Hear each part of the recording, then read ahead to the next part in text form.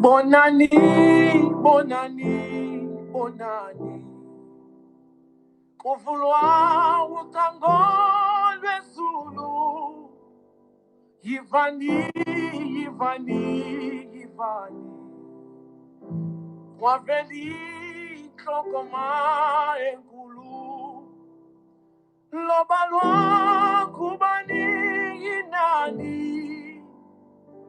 Labemi enkangani sweni. Bebonga uthando lwemfana egasi liphume etyaleni yivani amazwi eculo amazwi avele esudwini avunywa zithunywa zezulu asele fakele sizweni udumo nombongo namandla alunge kwifana yedini ekhazini hlamba mabandla angene emhlophe zulwini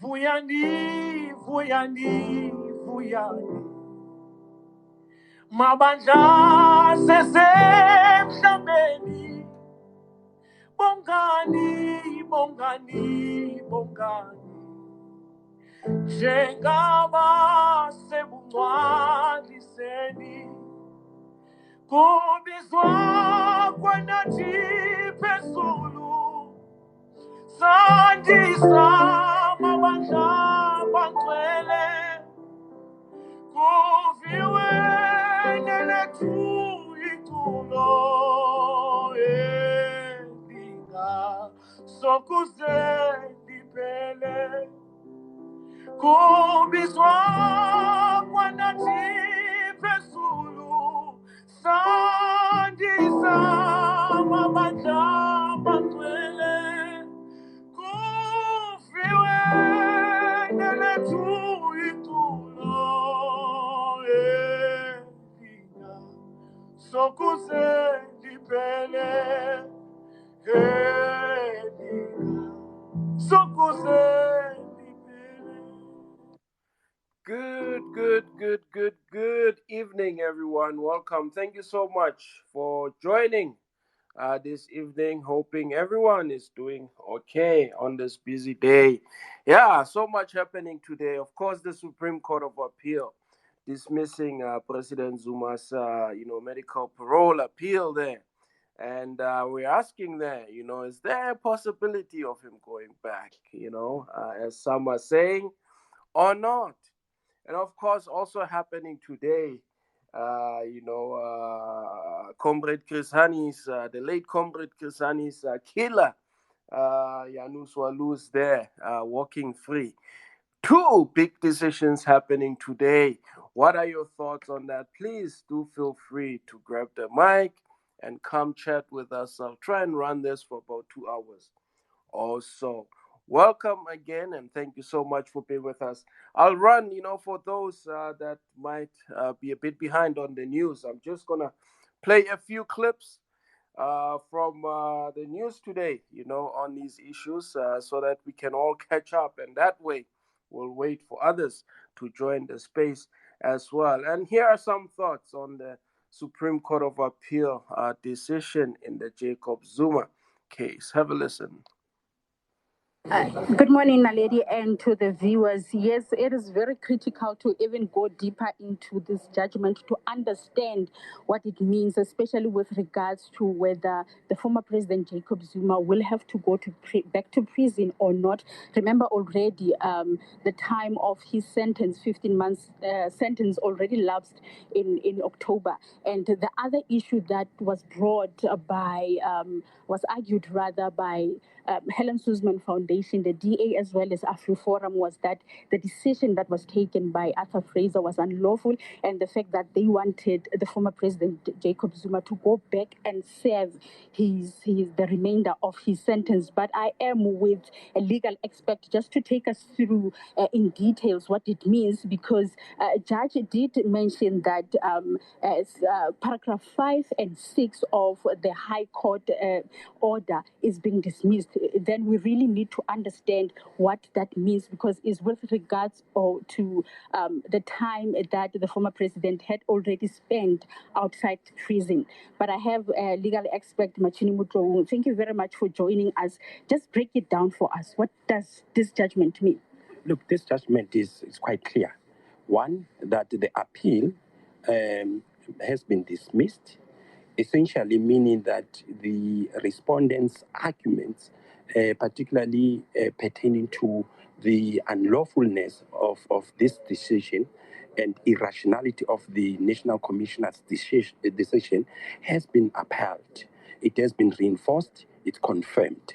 But if you take it further, you look into the paragraphs of the court accord, the High Court ruling, which were then set aside, specifically both paragraphs 5 and 6 respectively.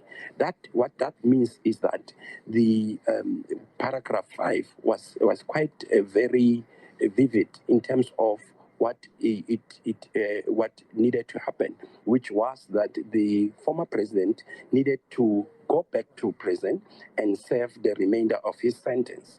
But what this appeal court judgment means is that this requirement or ruling by the High Court has been set aside.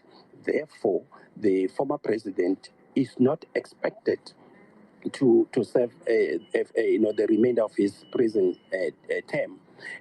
In essence, it then reaffirms and confirms the arguments by the appellants that by mere fact of serving a sentence or parole, medical or being released on medical parole, that on its own is part of serving a sentence, and that has been confirmed. So it means then that the former president is not required by law to return and serve the remainder of his sentence. Let's look at what it means for the DA, the Helen Suzman Foundation, as well as AfriForum, because as you said, that this judgment in a way is in favor of them in terms of what they were arguing when they said that the decision that was taken by Arthur Fraser was unlawful. Look, I will just sum it up into this, that it was the respondent came with two-pronged approach. One, to argue regarding the unlawfulness and irrationality of the decision of Arthur Fraser. And that part has been dealt with, it has been confirmed. But the other part was that as a consequence of such irrational and unlawful decision, the former president ought to have served the remainder of his sentence in prison. In essentially, what the respondent argued was that the former president's release on parole was the fruits of a rotten tree. But if you look at it, the former president, it was not out of his wrongdoing, and therefore punishing him for the wrongs of another would not be in the interest of justice. So I think in their view, in Helen Suzman and other respondents' view, this could be a victory, in the sense that it has confirmed the barometers of the powers of the National Commissioner in considering applications for release on medical parole. That part has been confirmed by the position has been confirmed by the SCA, and they wouldn't, in my view, taking it further would not really be in the interest of justice. In my view, the proverbial horse has bolted. That part of Mr. Zuma having to serve the remainder of his sentence is now a moot point. It will just be academic. He has served his sentence, and this a very important part, and this was an argument, raised by the appellant, has been confirmed by the Supreme Court of Appeal. Well, in a way, the former president Jacob Zuma, as much as they have lost the appeal, do you think is it still a possibility that they could take the matter forward, maybe appeal this case, or it will really not serve a purpose? Really, I wouldn't even think of any reason whatsoever, legally so, for his legal team to pursue and challenge the SCA's ruling in as far as the decision of Mr. Arthur Fraser is concerned. If they want to challenge that, what would they gain out of it? Because the second challenge to the ruling of the Gauteng High Court was primarily that their client has already said, or he was continuously serving the sentence by virtue of being admitted to, being released out on medical parole. So that part has, to a large extent, been confirmed by the Supreme Court of Appeal ruling.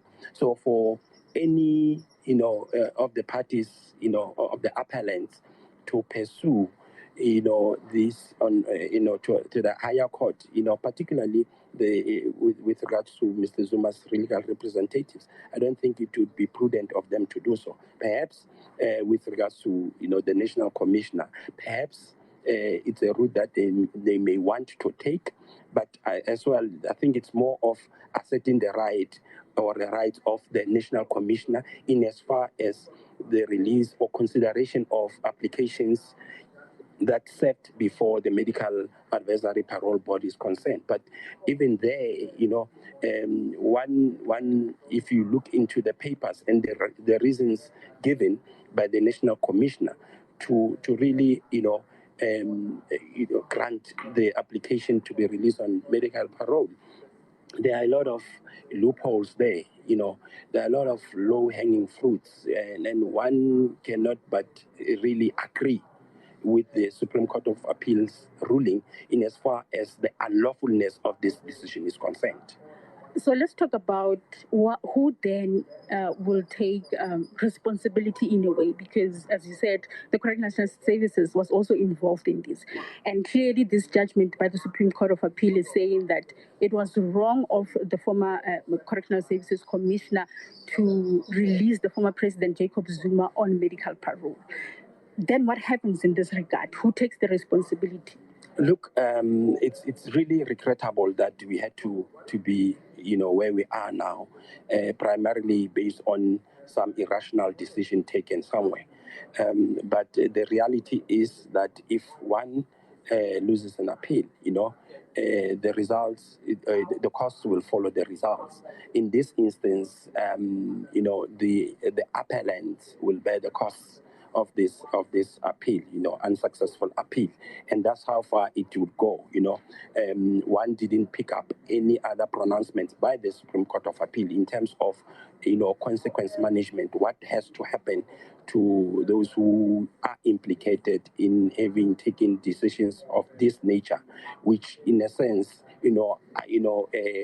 bordered on really the interest of public interest at large, because you would understand that there was a very strong argument that came through from the respondents with regard to equality before the law. Now, there would be a perpetuation of some narrative out there in the public that some are more equal than others. If it's the former president is treated differently and he's easily granted medical parole, to be released on medical parole. So what this in essence means is that the costs have been ordered against the appellant. Nothing further was really said about the those who are responsible for having taken such bad decisions in law. Thank you very much. That is the legal expert, Machini Mutrong, taking us to. All right. There you have it. Some summary of the decision there from the Supreme Court of Appeal in the President Zuma matter.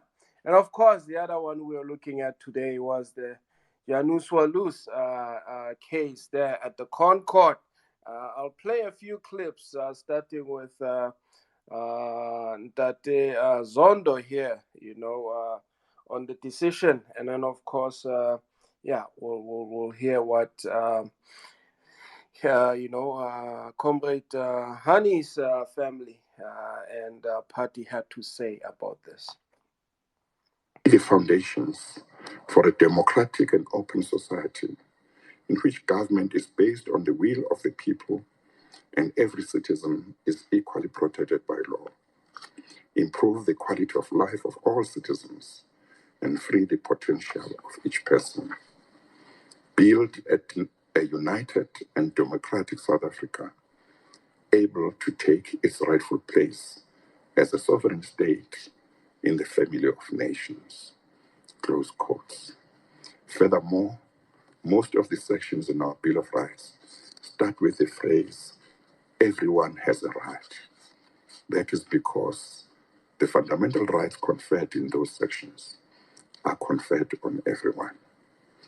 In the result, the following order is made. 1, leave to appeal is granted. 2, the appeal is upheld.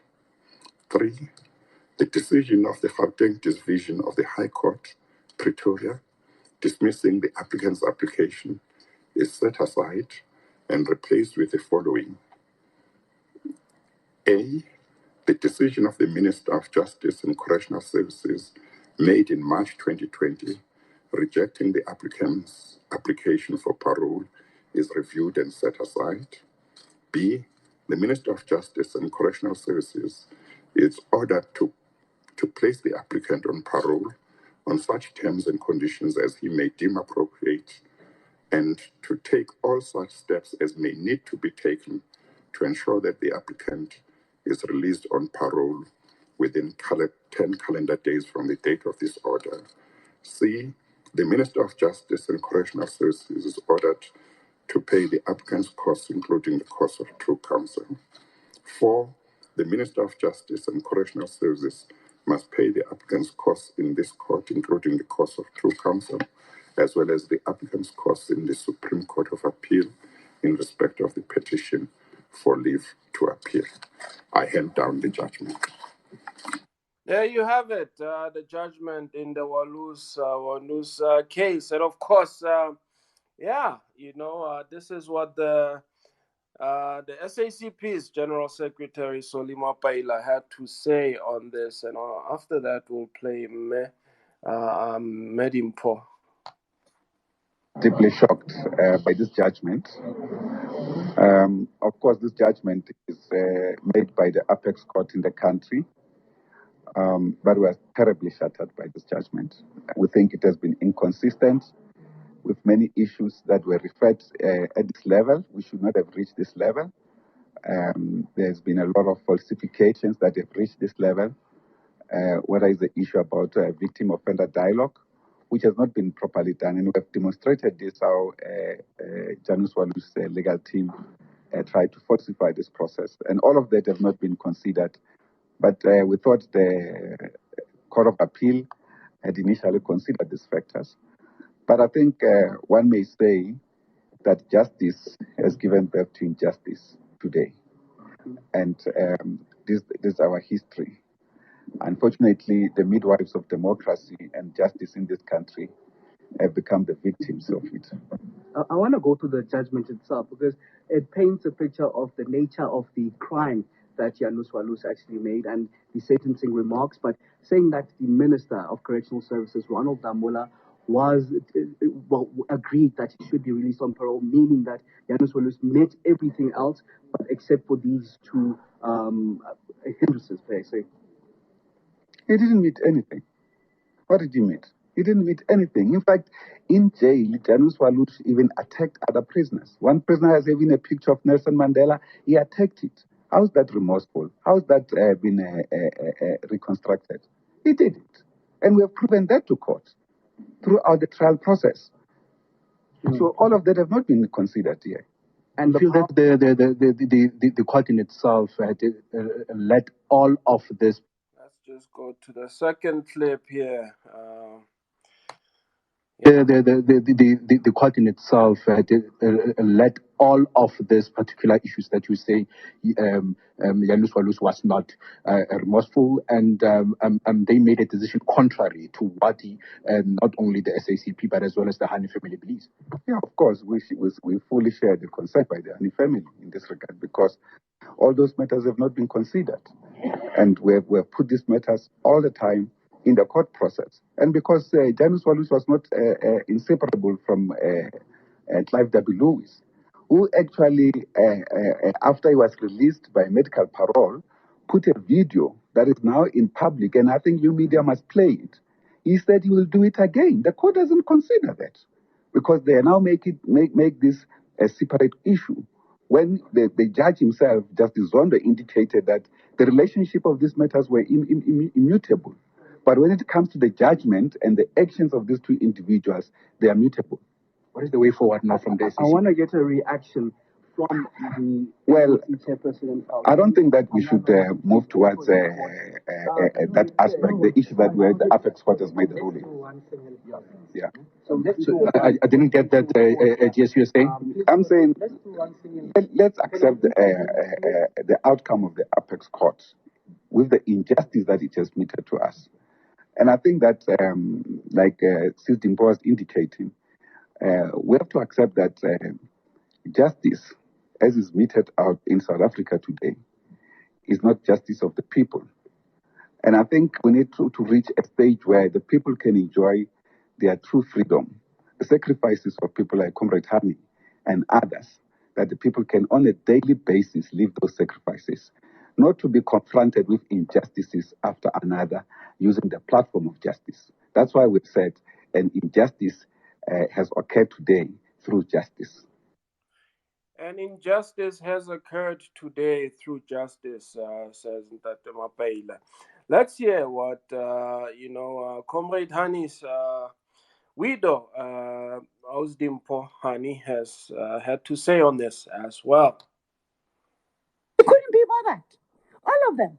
Did Minister Lamula talk to you when he made his decision? Leave the minister, I don't deal with ministers, I'm dealing with courts. I've been in court in and out, and Wallis has lost all the cases. Okay, now he comes here, this one's because in South Africa there are gods. What they say goes. I wish them the best. Do you know about karma? Watch the space, all of them. Watch karma, I give them 2 years. Yes. Have you decided on a way talk to forward? me after 2 years. Karma exists. All of them there, sitting there, from Zondo downwards. This judgment is diabolical. Totally diabolical. I've never seen anything like this. And my understanding of Zondo's judgment, as he was talking, indirectly he says Walus did well to kill my husband. Now let me give you free information.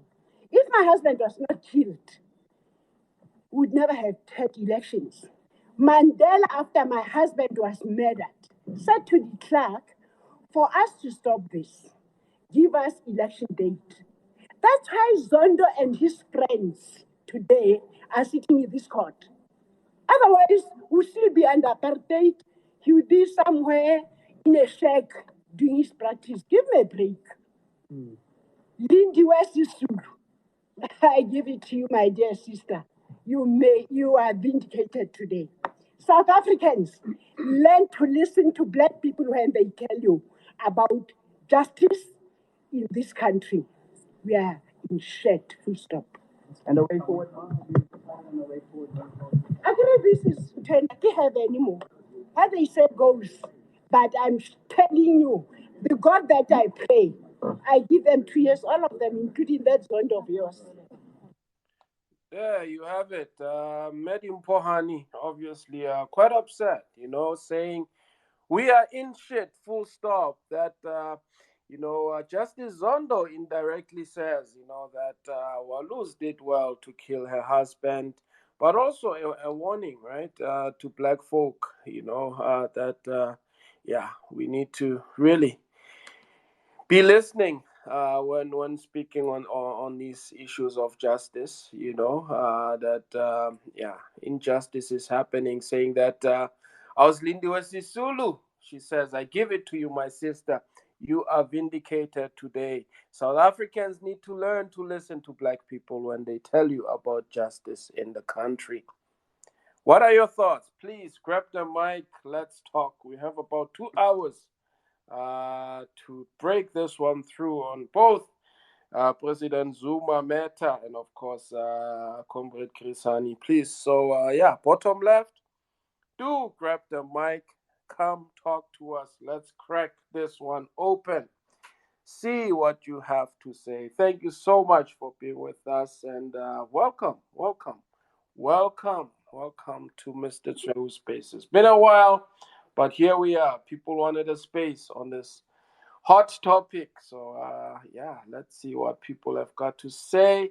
I see Bashona joining us. We'll see what Bashona has got for us. Bashona, welcome, comrade. My brother, how are you? Together, leadership. Yourself? I'm doing great. Okay, fine. Let's just jump into the discussion of today. Yes, I know so many people would say, why is this guy from Zimbabwe coming into these spaces? My brother, I'll tell you, this is an African attack. It's not South African issue. If Africans don't see and realize that it's politics at play, then we are not talking. South Africa has got so many issues when it comes to Southern African story.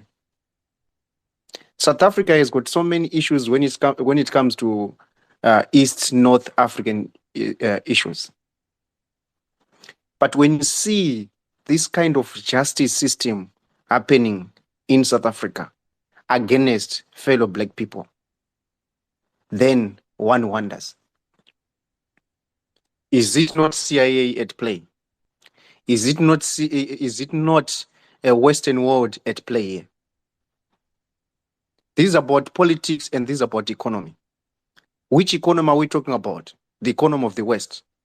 Which politics are we talking about? It's geopolitics. The geopolitics is there to silence the black people in South Africa, so that come 2024 elections, though you have a puppet government that will listen to the Western world's interests. It's not about you and me's interests here. It's not about a child who is sleeping without electricity, down there in remote areas of South Africa. No. When you see these kind of things, my brother, African child must wake up and realize that the neocolonialism is actually on your doorstep, and they're using one of our own to make sure that we will suffer. And the suffering is now.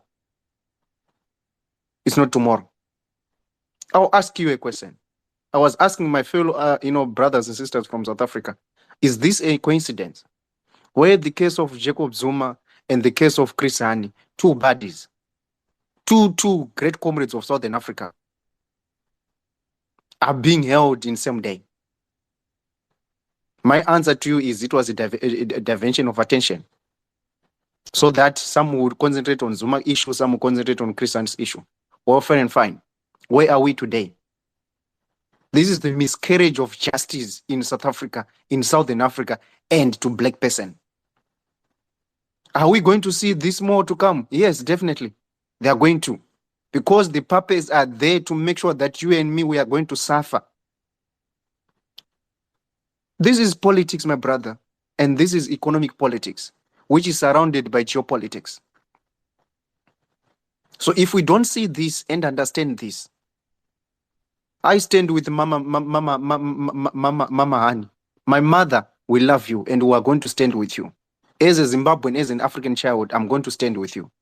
We cannot allow this kind of thing going to continue happening day in, day out, where our heroes are being continually suffocated, so that us as young people in Africa can feel threatened. We cannot do anything.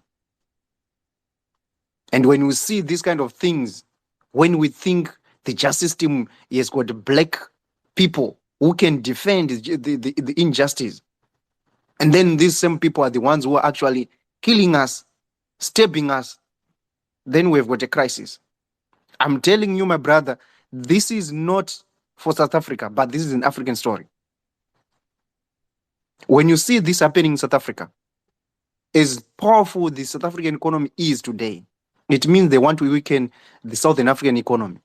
And whoever is going to dance according against what is happening in Southern Africa will be in for it. Whoever is going to dance according to what is happening in South Africa from east, west, north of Africa is going to be in for it. Here it is. What is your story as young generation of Africa? Did Chris Hani died for you to be subjected to this? To this level? It's a shame. I know, Zondo, you've got so many people who follows you, and some of them are on this platform. You are a shame to an African child. I'm talking to you, Justice Zondo. You are a shame. You don't have any way to come and apologize. The good thing for you to do is to resign from that post, because you are actually a shame to African child. A mother who raised children since 1993, when her husband died, she's still crying for justice till today. After how many years? And we call ourselves we are liberated. No, man. No, African child must rise. This is a awakening call for you, black people. Enough is enough. Thank you so much, my brother. It's too emotional, this case. Very, very emotional.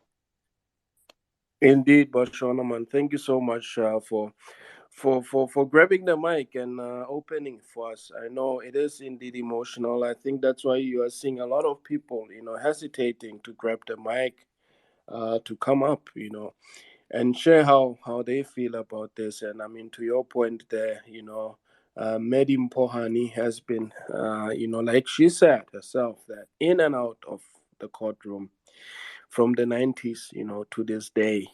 Yeah, it's a painful one, indeed. But yeah, please, everyone, grab the mic. Let's hear what you've got to say on both matters. The Jacob Zuma case there, the decision, and the Janusz Walus also being freed.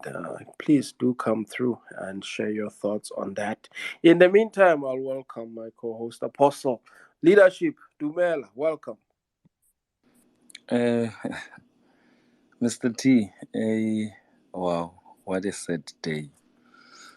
What a sad day for South Africa. What a sad day for an African child. What a sad day for the struggle, not just for that of South Africa, but the entire continent.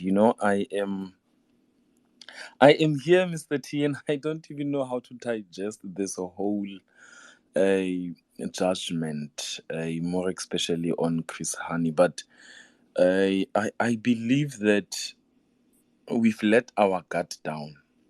Mama Winnie at some stage indicated that we overly negotiated, and I think today that has come into manifestation.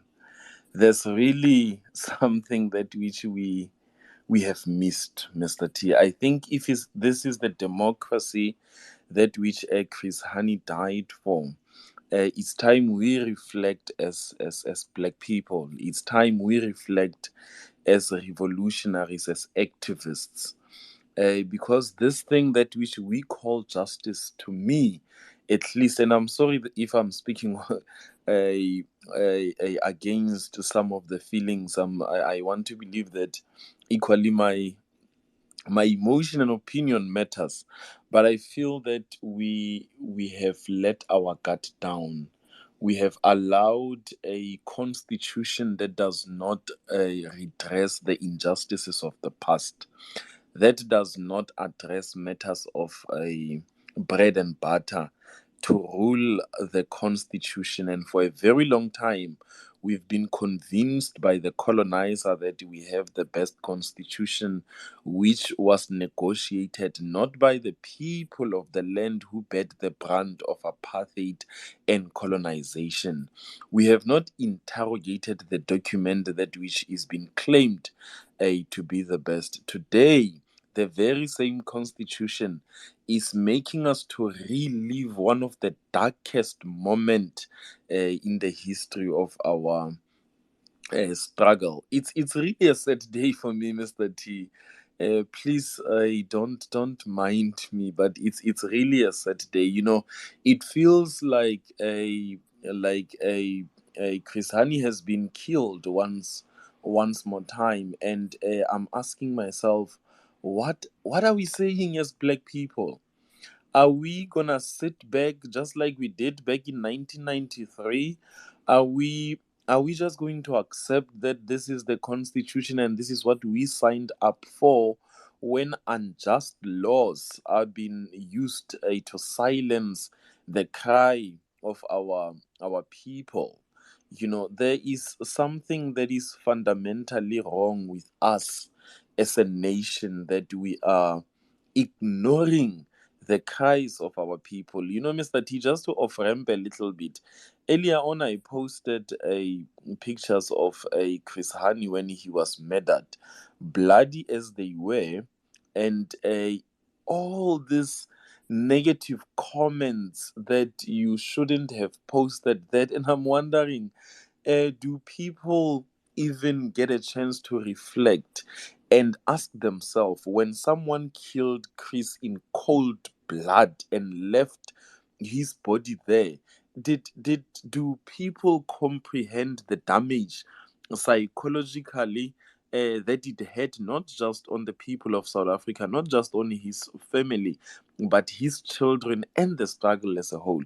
Mr. T, I'm sorry I could speak the entire night, ka Chris Hani, and how I feel right now. But let's give our participant a chance to come and express their view. It's really a sad day. It's really a sad day. I'm gonna pass the mic to Constitution. I think Mr. Tia will engage this further at a later stage. Let me give Constitution the mic. Constitution, you can come through, lead. Thanks, Dr. Tez. Good evening to you, Mr. T, fellow speakers, and everyone else who's listening in this space. I have two views. Actually, this day to me shown that we live in a constitutional democracy. It's shown that everyone is equal before the rule of law, or before the law. Let me just start with the judgment of the former president. Unless we pretend, it should have been expected. There were a lot of concessions that were made before Matrojane, and there were also some concessions that were made before the Supreme Court of Appeal about whether Arthur Fraser could overrule the medical parole board without any justification.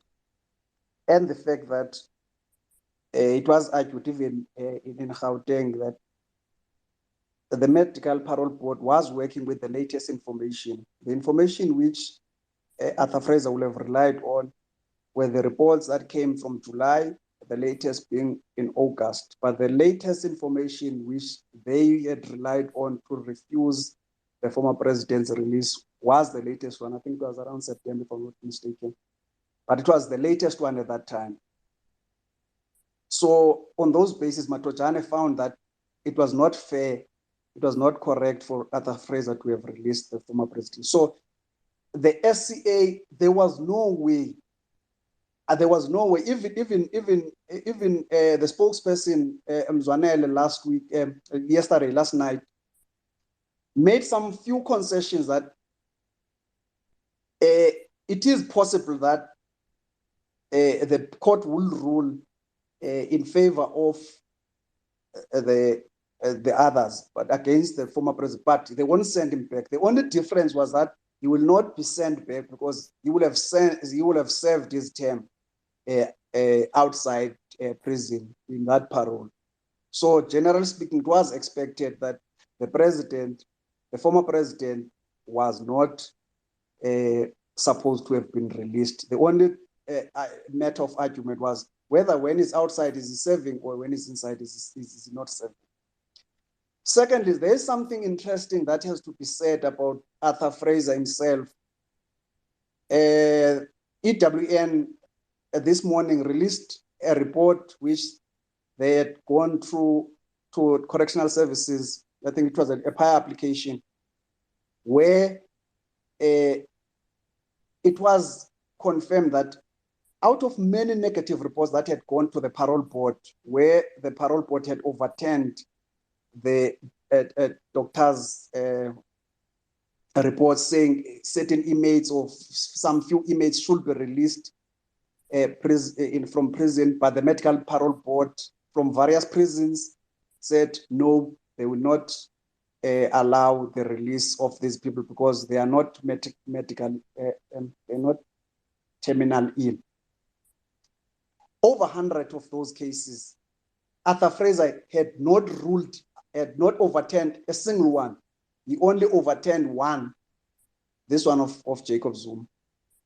So we can talk about people being ill and Arthur Fraser having powers to release inmates when they are sick, because those powers have been given to him by the Constitution. I think the regulations that deal with the parole, but for inmates who are serving less than 24 months. But if we are fair, then we should also talk about all others where he has never overturned to say these people are sick, should be released. He only overturned one and he released the former president.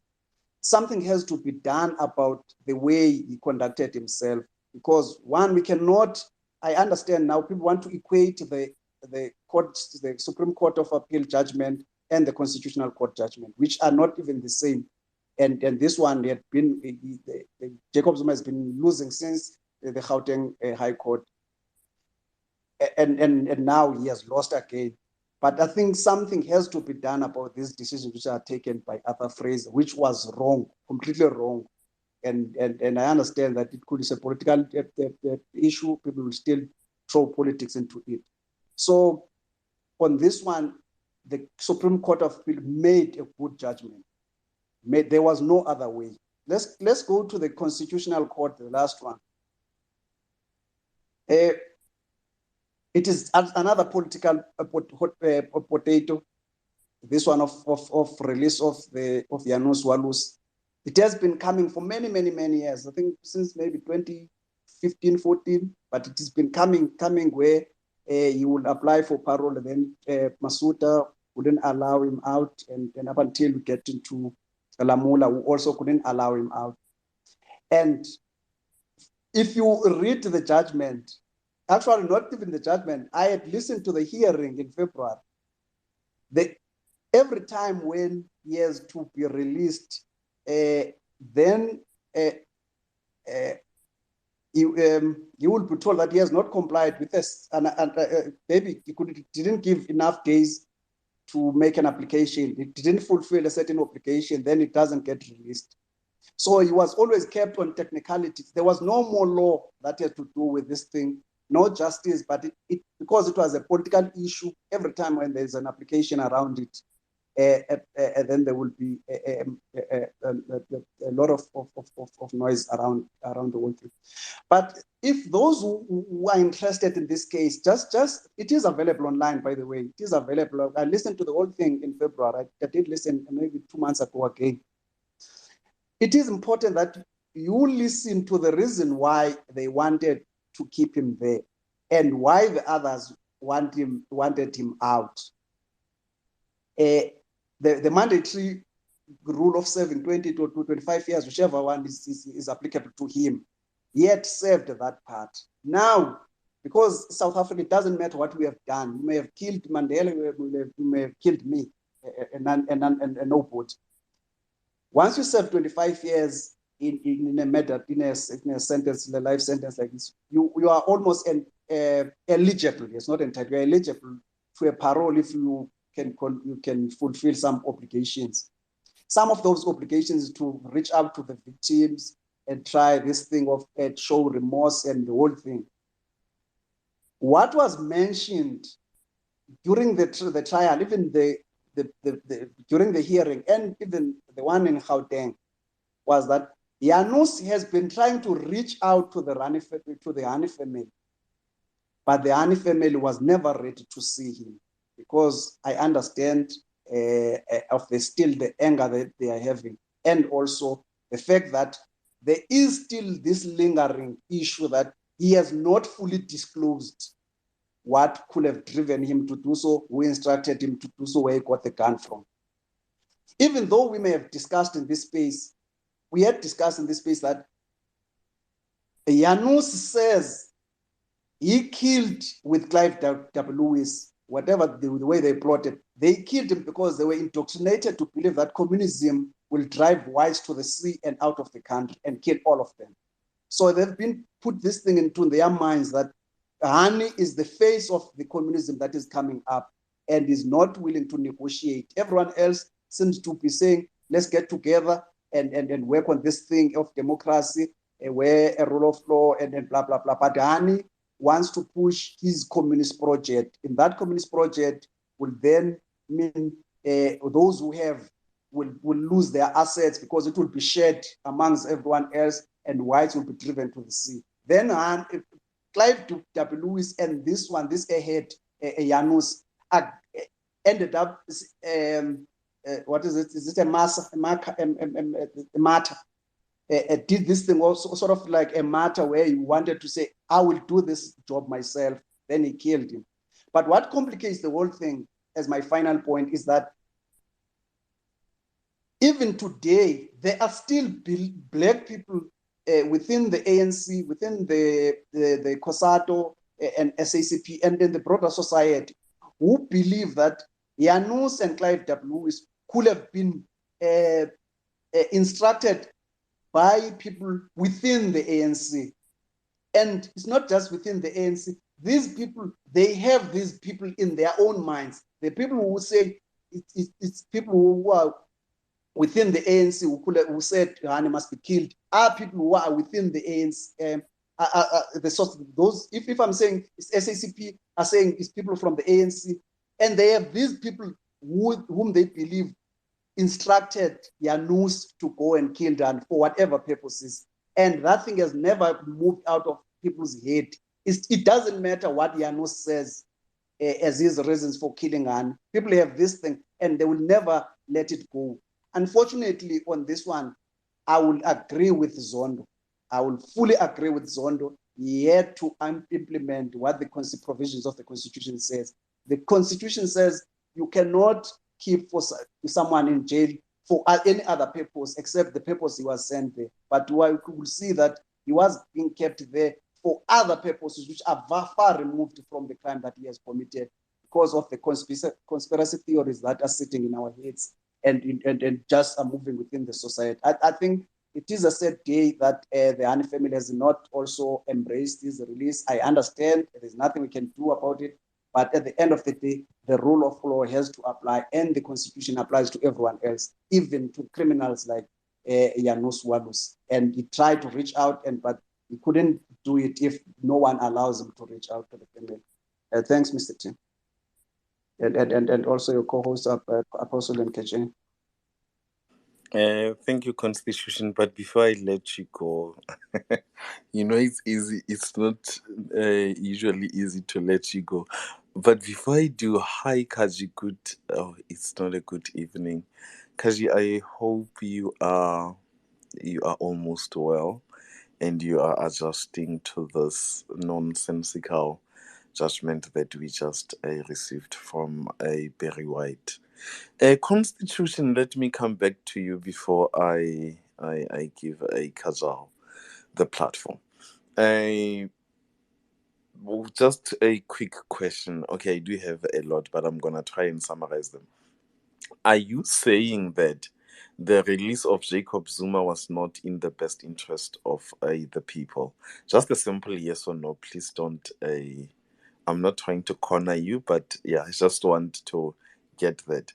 Are you saying that Jacob Zuma's release was not in the best interest of the people? And equally, are you saying this murderous individual who's just been granted a parole today, you saying that justice was served? The only thing which is unfair about you always give me ballot questions, and this yes or no, or maybe let me say yes and then expand, yes and expand, no and expand.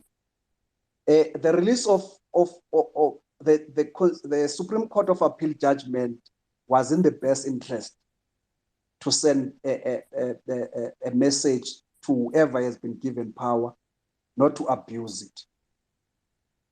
It is not necessarily about Jacob Zuma. It is about those who've been given power, not to abuse it. This one of Janusz Walus, I think is relative. It's relative.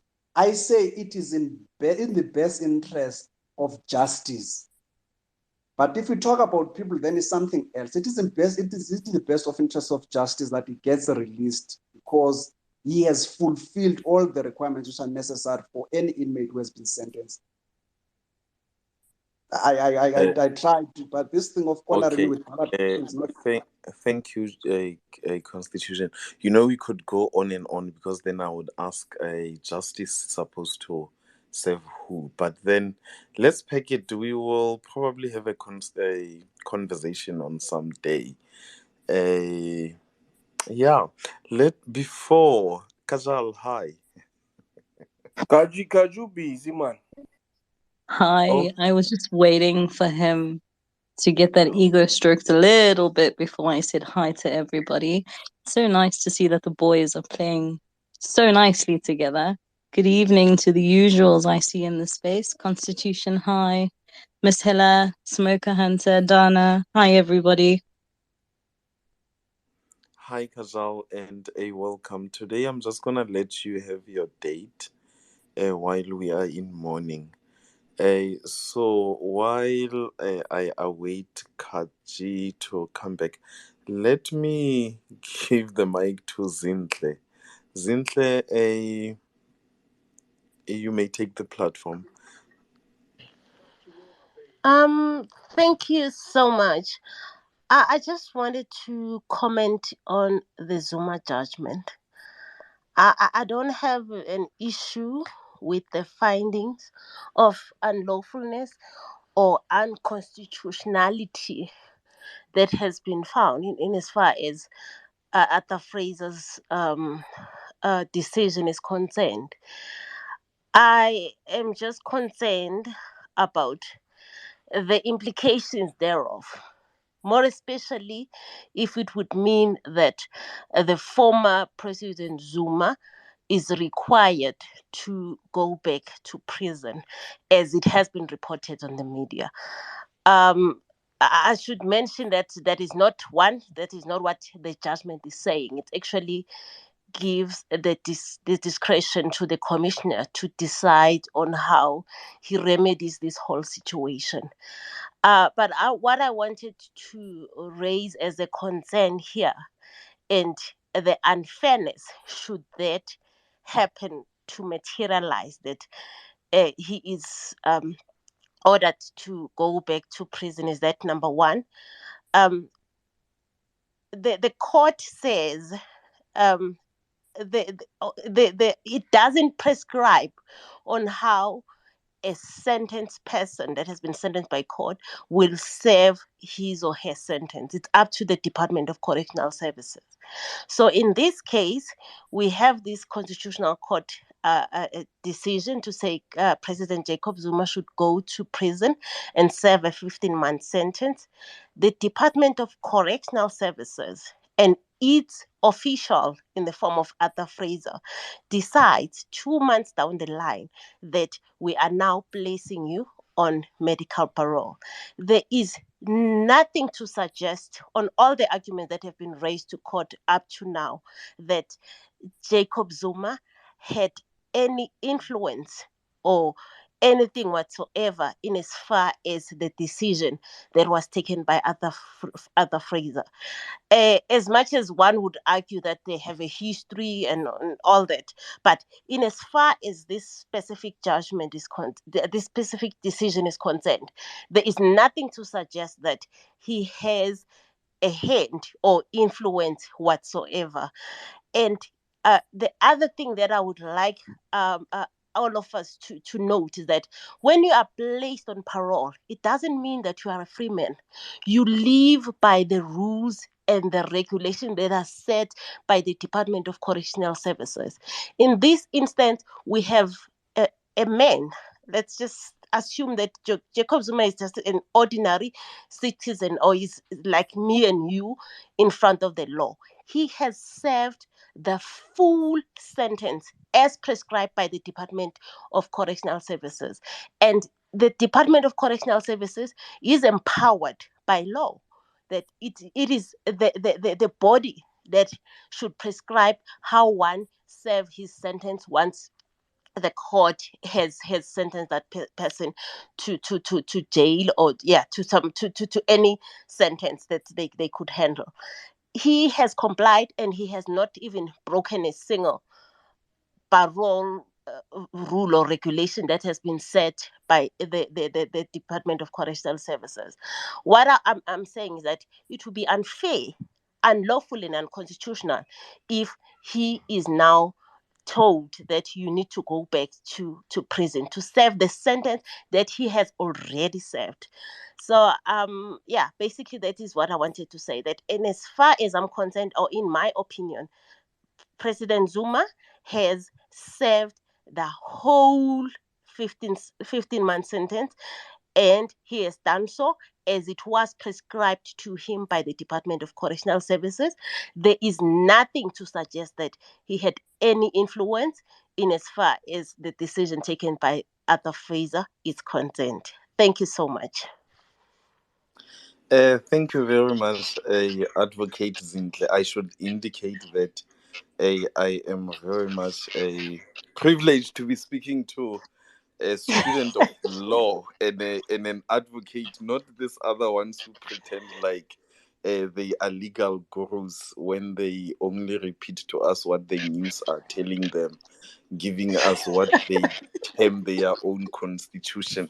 So let's, without Thank releasing you. you, and I'm glad that the advocate that is here today, they will tell you in this particular space that I advocate for women, and I'm always celebrating women in such a great, excellent leadership position. So, firstly, thank you for joining us. So, let me just take you on for some few seconds, if you may. Yes. I want to ask you the following questions, right? Or maybe I'll ask them like one at a time. Would you say that the decision of Arthur Fraser to release a Malala from a prison can be seen as a that of a or having interest of stability? For example, when he was incarcerated, we saw how what happened with a KZN, parts of Gauteng, where there was a whole lot of unrest. So can you say that his release maybe was to ensure stability to that extent? What are provisions when it comes to stability of the country are there in terms of law? Um, and unfortunately, I have to say, in as far as law is concerned, what is happening or what the public opinion is, it shouldn't matter. Law should be applied as it is, even if you and me don't like whatever decision that the courts have taken. But if it is the law, as much as I would say I wouldn't want Janusz Walus to be released from prison today, but because the law allows it. The law treats us the same. The law says people that have been sentenced to life imprisonment, for example, in the case of Janusz Iwalus, who was sentenced pre 2004, should by upon serving what is it 13 and a half years of his imprisonment, should be placed on parole. If that is what the law says, it doesn't matter how you and me or anyone feels about it. Law is law. um Arthur Fraser, even if he may argue that what he did was in the interest of the public at large, but it shouldn't matter in the eyes of the law. It shouldn't matter. He was expected as a commissioner of correctional services and someone in his position to uphold the rule of law. So it really doesn't matter because there are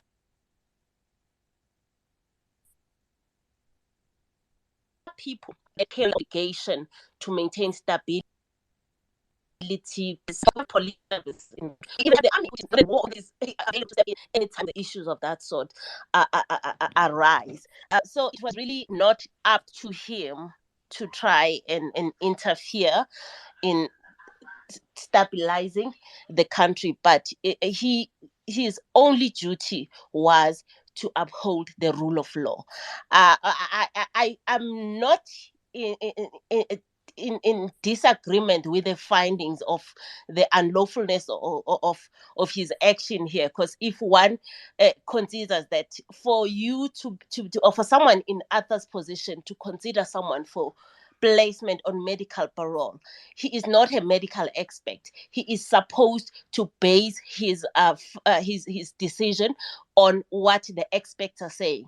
We have the medical parole board in this instance, which will determine, and he is then expected to follow their recommendation. One would have expected him to follow the recommendations of such boards, because those boards are there for a reason. But what I'm concerned with is that it shouldn't be Arthur Fraser who makes a wrong decision, but the person who pays for it is Jacob Zuma, who had nothing to do with that decision. The Department of Correctional Services should see to it on how it resolved this situation. It was their official who made a mistake, and it was not President Jacob Zuma. And he should not be held to liable, or he should not be the one who bear the brunt of the mistakes of the officials of the Department of Correctional Services. Thank you so much. Thank you very much, Advocate. Just the last one, then I'm gonna let you go. I promise you. Uh, Okay. on the judgment that was handed down today, right? It notes that the commissioner should equally determine whether to take into account the time that which President Zuma has already spent at whether should I say at home, right, or serving his sentence.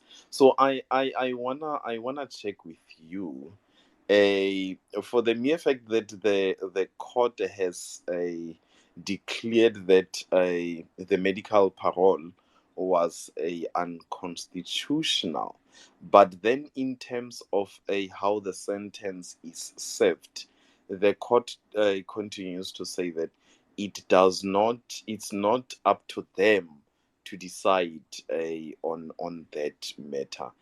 Do you think that kind of puts correctional services on some a dilemma of some sort? Because then in this case, and the fear that whatever decision that the commissioner might take can be challenged at a later stage. That is my last question to you, advocate. Yeah, it's, you are correct. Whatever decision that the commissioner might take can be challenged by either of the aggrieved parties. Even if, for example, the commissioner can decide that President Zuma should go back to prison and re-serve the sentence that he has already served, that can also be challenged, and on the constitutionality and the lawfulness of that will definitely be challenged. Um, but the court was correct in saying that it is not up to court to determine how a person, once the court has sentenced that particular person, serve the sentence. Once the court has sentenced a person, the role of the court is finished. On how the person then serves the sentence going forward, it's definitely not up to the court. We have seen instances where the judges will make comments, for example, that now that Zinhle, you are being sentenced to 15 years for robbery, you shouldn't be considered for parole until you have served 10 years of your sentence. But that is not binding. There is case law to that effect. That is not binding to the correctional services, because on how the person serves the sentence, that will be determined by the Correctional Services Act of 1998 or 1959, depending on when the person was sentenced. Such comments, that's why we have this thing called separation of powers. The powers of the court are limited to an extent. They don't go up to interfering with how a person would serve a sentence. Hence, the court in this instance was very okay. The court is always smart. The judges who handled this matter, they were very smart in that they made sure that they don't interfere, or they don't encroach to where their powers are limited. They limit themselves to what they needed to pronounce, but on how Jacob Zuma served the sentence going forward, it's really not up to them. It's up to the commissioner. Hence, they couldn't say he should go to prison now, and more especially now, as I'm talking to you, as far as the correctional services are concerned, and as far as President Zuma is concerned, he has served his whole sentence. There's been a press conference to that effect, and we all know that 15 months has lapsed. So there is no way in that judgment where they say he should go back to prison. And the Department of Correctional Services won't just take someone and to prison or send someone to jail without a court direction or a court order saying that that person should be in jail. Because on which warrant will they arrest Jacob Zuma now? Like there are a lot of issues. It's a mess that they created. They should see to it how they resolve it. But it's definitely not Jacob Zuma's problem. Thank you so much. Wow, Advocate Zinhle, if Mr. T was not here, I was gonna have this conversation with you for a very long time. No, I For need a to very go long now. I need to help my daughter with her exam tomorrow. Thank you so much for allowing me time to No, talk. all the best to your daughter, and I thank you kindly for coming through. Oh my goodness, you are leaving after sparking so much debate, and yeah, it's Okay, really nice I'll to stay have for you a few here. minutes, but yeah, thank you so much. No, thank you kindly for coming and just educating us. It's good to get knowledge from those that are in it, not just us observers. So thank you kindly, Advocate Zinhle, for that. I wanted to ask you one last question, but I promised that that was my last question. To say, what's your take on the Constitutional Court in terms of, but we might just be going way, way too back, because you had indicated that the court did not want to kind of a go into matters that really does not concern them. But I wanted then to pick your mind in terms of how did then they arrive on a decision to sentence someone for a contempt of court. But we can you can answer that question later. Thank you very much for coming. People might think now I don't want to give them a chance. So let me welcome the other lady. Guys, all the men who came here first, please bear with me. It is always my great honor and privilege to be handing mic to our queens here. So we have a Tofolax as our next speaker. Tofolax, my sister, the platform is yours. Thank you so much, co-host. It's always a pleasure having your spaces. Good evening, host, and good evening to your other host. I see you've got reinforcements tonight. So, yeah, it's a very heated subject, and it's really something that really, it's actually heartbreaking. That we live through a period where you've had apartheid, then you had freedom, and we're back to apartheid laws again. Because I'm saying this with my full chest tonight, that our CIA president, he did this as almost like an offset. Today, there was somewhat of a trade-off with the decisions that he made today. Today, he gave Janusz his freedom, but he wanted to send Jacob Zuma to prison, but he had ifs and buts with that decision. So he allowed President Zuma to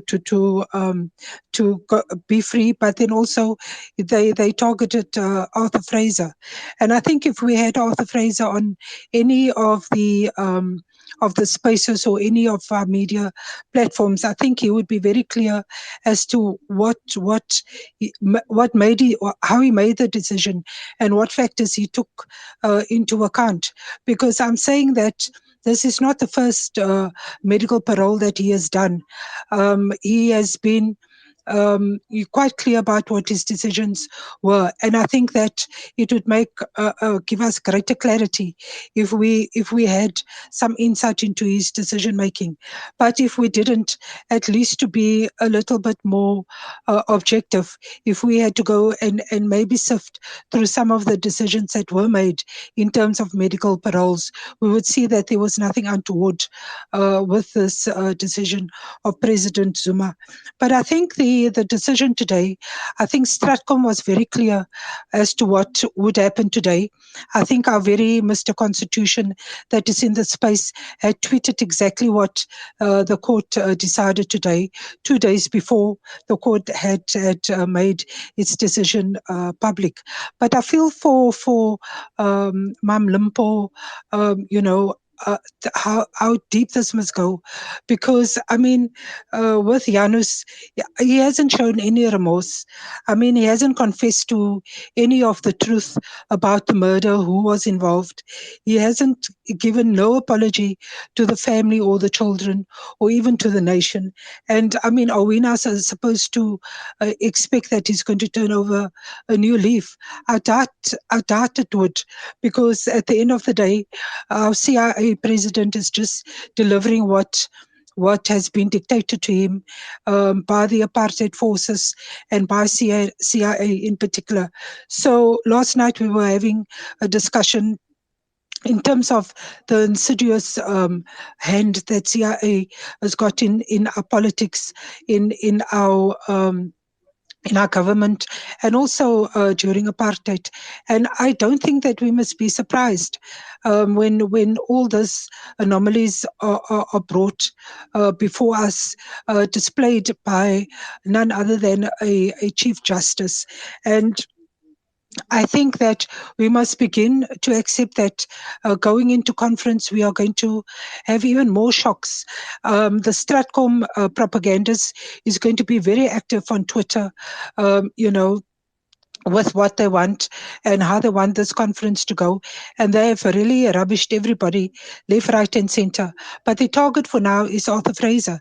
It's very clear what they are doing, and they are definitely going to go after Arthur Fraser. But I think we will one day also hear from his side of the cases, as to how the Pala Pala, the Botswana Pulas, the Namibian border crossing, the money laundering, the trafficking of human beings, and all those things. We will hear what is really going on, because as much as Stratcom and the media want to gloss over these details and keep us occupied with other things, we mustn't lose focus of what these people are doing. But I hope that one day we as South Africa will get to a point where Cuba and China got, where they had their revolution, and those people who were clear protagonists, people who fought against us, people who sent us to our deaths, people who do what they did to President Jacob Zuma, or even the advocate, the PP, or even the People's Advocate, for instance, that those people must be held to account, and they must make that decision if they want to stay and build a South Africa, or if they want to go. Because in Cuba and in China, the decisions was very clear. If you are a traitor, you will be shot. And if you want to work with building the country, you will be allowed to stay. So I hope we get to that point, because we cannot endure this for very much longer. We cannot be betrayed over and over again by the very same people who come and sit in the glass houses and throw stones at us. I thank you. Good night. Thank you kindly, Tofelax, for your submission. It's always great to hear from you. Before I move on to the next speaker, I just need to indicate that we are receiving a whole lot of requests, so please do not accuse us of not accepting or censoring your views. It's just that we are having a influx of a request. So as time permits, we will do accept your request. You can keep sending them. But also, let me take this opportunity to greet and welcome some of our distinguished guests. Well, all of you are distinguished guests. You are more than welcome. But because I do not have much time to mention everyone, I'm just going to mention two people. Tepo, my leader, you are acknowledged. Kim, you are acknowledged, the big rated leadership of our people. I am going to give Kajal. Kajal, guys, is busy on my back right now. It's like we're not in the same room, but it's okay. Hi, Kaji, and welcome. I know that you like the attention, but quickly, before I forget or before this thought leaves my head, I just wanted to pose this question to Tafalax, please, madam, if you will. You touched on it briefly, and I just wanted your opinion in terms of our justice system.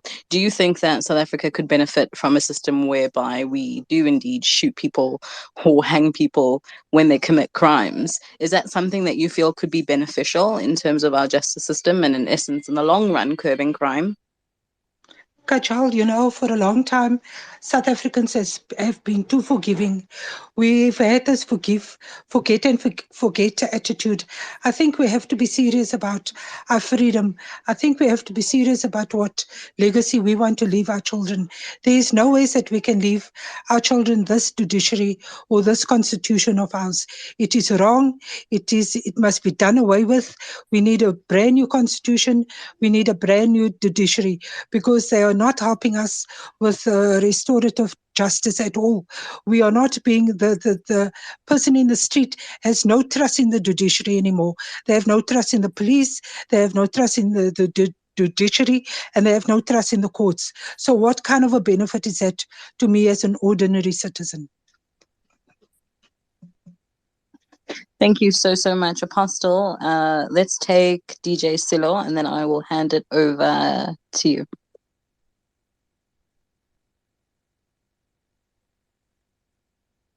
DJ Silo, are you still with us?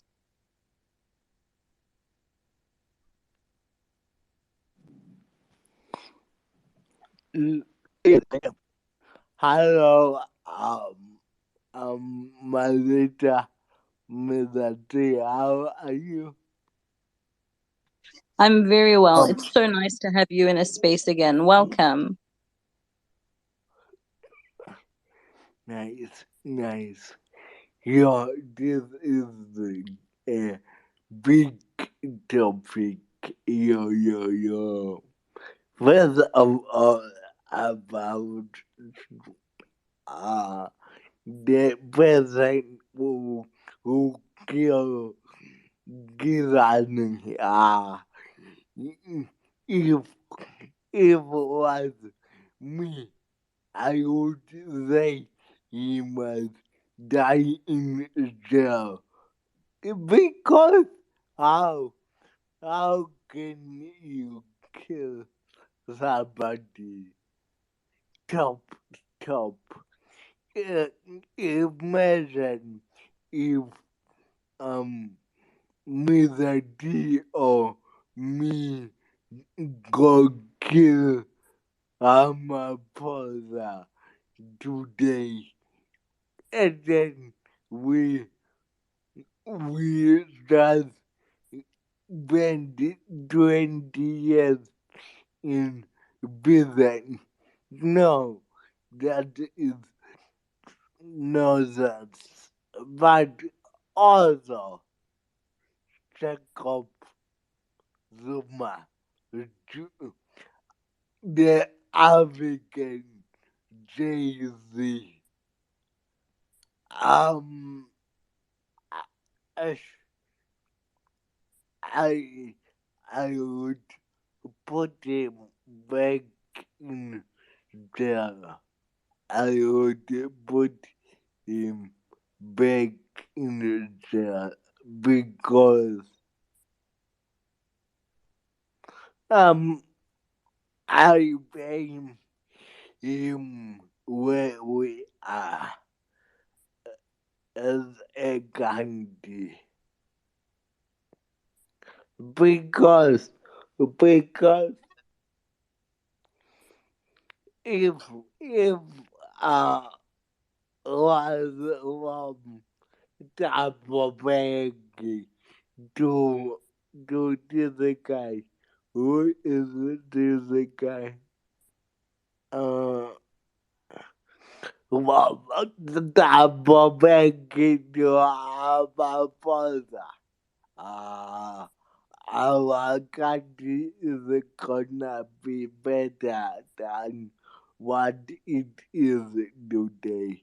We take up with the mouth. I don't know what was going in his head. Maybe it was the Kupitas uh, talking to him every parliament.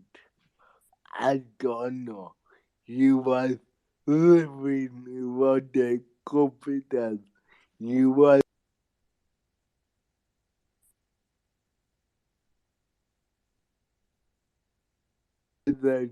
living for himself.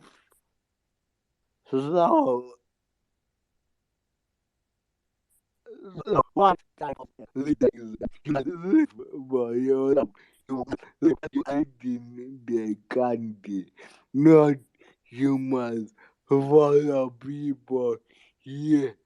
Do what these people do. No, that is nonsense. That is nonsense. But uh, one more thing before I go. No, two. Two. I think Kizanine is it was it was at the time. Uh, Even I don't know how it was, but I know when I'm at the top in South Africa times, it is at the time was South Africa because trying to take time. I'm almost done because I remember 2020. I remember 2013 when Tata Madiba died. Yo. It was for Soweto, for, and you couldn't even get parking that day. So I understand, and this guy mustn't come out of jail. They must keep him in jail. Thank you. Thank you, Silo. It is so nice to hear from you. It's been a while since you've been on any of our spaces, or maybe I missed you, but it's so nice to engage with you tonight. Mr. T and Apostle, let's see if anyone else is of the opinion that Jacob Zuma needs to go back to jail. I think we've got Mind Leverage up next. Mind, are you still with us? Kazi. Good afternoon, Kajal, Mr. T, and Dr. Diza. And thanks once again for your beautiful spaces. We miss them quite a lot. And today you come at the right time when we got conundrum in this country. The the constitutional judgment. I'm not an attorney or a lawyer or legal person, but however, I think Metofolax touched on restorative justice, and also I think the other lady who was an attorney talked about. I think it was Dr. Diza asking about public interest. If I understand very well, the issues of public interest are in our constitution, but how they are applied or what have you, I'm not sure. But the issue, one of my greatest concerns is that, as Mr. Flack said, we got a constitution that we don't know where it came from, that we never wrote, that we never part of it, that was not talking to our aspirations, to what we want.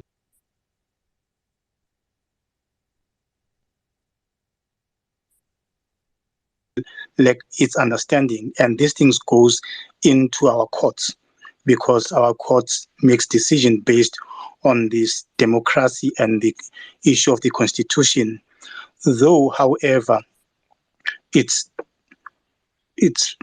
worrying that the very same judge or the very same court which incarcerated the former president Jacob Zuma at a trial comes and gives a foreigner who came and met that a citizen of our country without giving the truth as to what happened, a parole, or maybe say that he must be given that particular parole because it wouldn't be in the public interest for Janusz Walus to be released. And this is a cry from many quarters of the society about the death of Chris.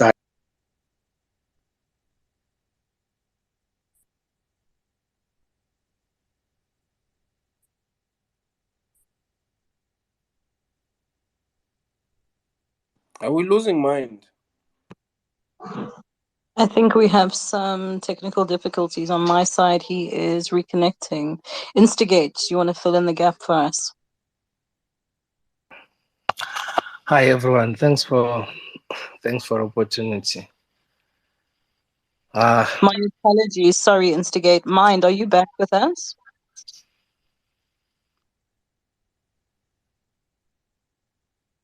I think he's having an issue. He dropped. He'll come back. Yeah, Sorry, Mind is Instigate. still I thought having he was back. The floor is yours.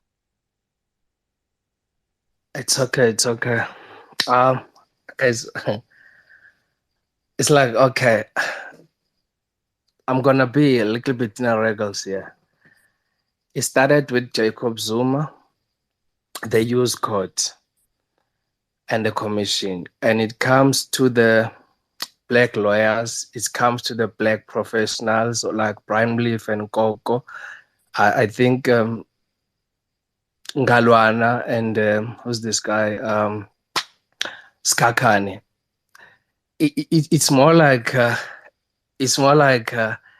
no matter how much some of us they can try to defend this, the fact of the matter we hear and we don't know how we got into this.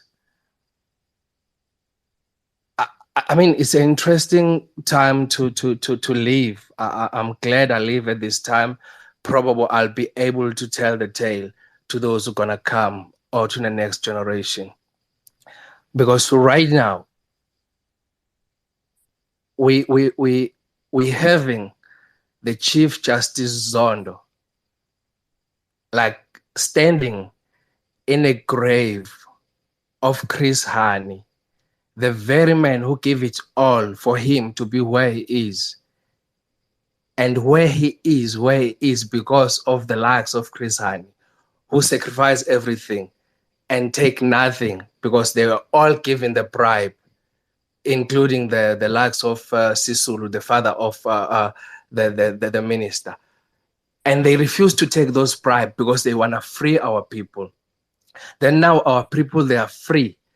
But now they come back and stand on their grave and do everything like what Zondo did and his crew, by the way, to please our masters. I have to accept white people are our masters. Like it or not, we are at that point. Fast forward, go to the case of Jacob Zuma.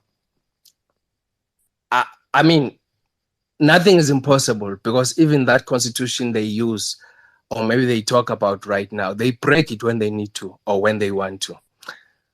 As far as I'm concerned, once you serve a sentence, you don't have to serve it again. And once you've been acquitted in that particular court, they cannot take you to the same level of court and trial you there. Probably if they want to take you, they can like appeal into the highest court than the one court that you've been there.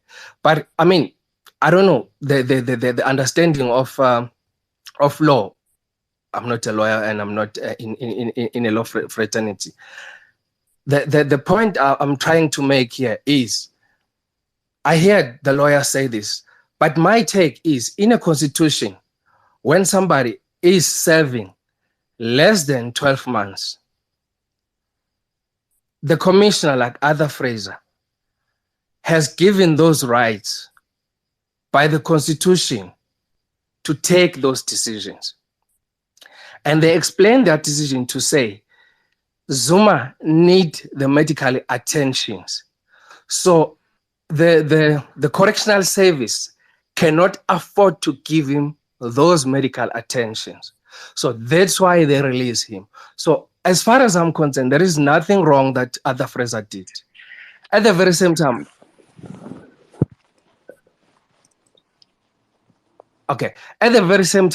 I find there is nothing wrong again that Zuma did in this case. But in the law of South Africa, nothing impossible. Probable, even all these things won't be have a precedence. Even in legal academic institution, if they use all these things of Zuma as a case studies, it doesn't make sense. They even try to mute it. We've got that problem. But anyway, I'm saying I'm glad to hear I thought maybe Constitution will have a different view at this point.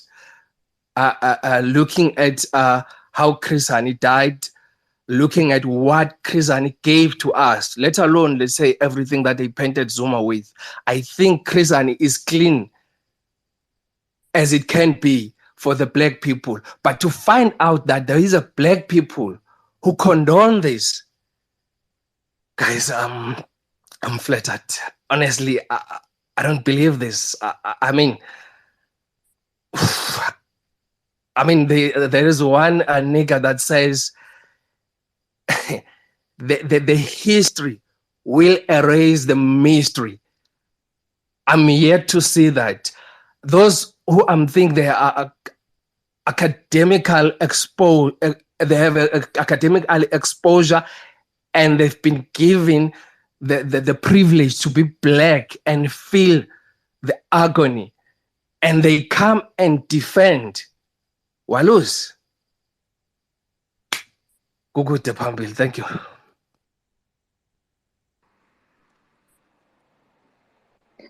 Apostle, I'm speechless. Thank you, leader, for your submission. I relate with your particular sentiments. Yeah, we are indeed, it's far. Kaja, let me give it back to you. I think the next speaker will be Marwalla, and then I'm just gonna allow you to come back. Marwalla, my leader, you can take the platform.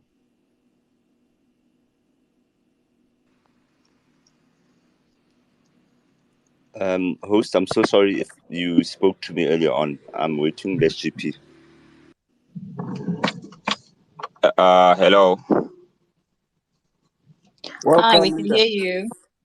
Yes. Okay. No, I heard another voice, so there was a bit of confusion. Thanks everyone. Thanks Kajal. Thanks Apostle. Thanks Mr. T for opening the space. Hopefully I'm not gonna be long, but what I'm gonna say is just to say, in South Africa we don't have a justice system. We have a legal system, and then we don't live in a constitutional democracy. We live in a capitalist democracy. You buy your way out. It's that simple.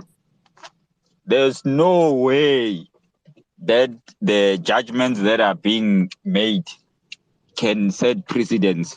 No way in any shape or form. Now they say, let's take this one for Zuma, where he was sentenced by the Constitutional Court. Now, the very same Constitutional Court, because of the backlash that they got, they don't want to sentence him again. They say the Correctional Service must sentence him. They are doing this deliberately because they know of the backlash they received the last time. That's why now they are avoiding that topic of saying how much must he serve. So what if he gets there and then because the issue is the commissioner is the person they don't like. If you are taking it back to the commissioner can get there and tell them the same story and say, no, Zuma served his sentence, so he must stay at home. Or what's gonna happen? They're gonna challenge that decision. It's gonna go back to the Constitutional Court, and what's next?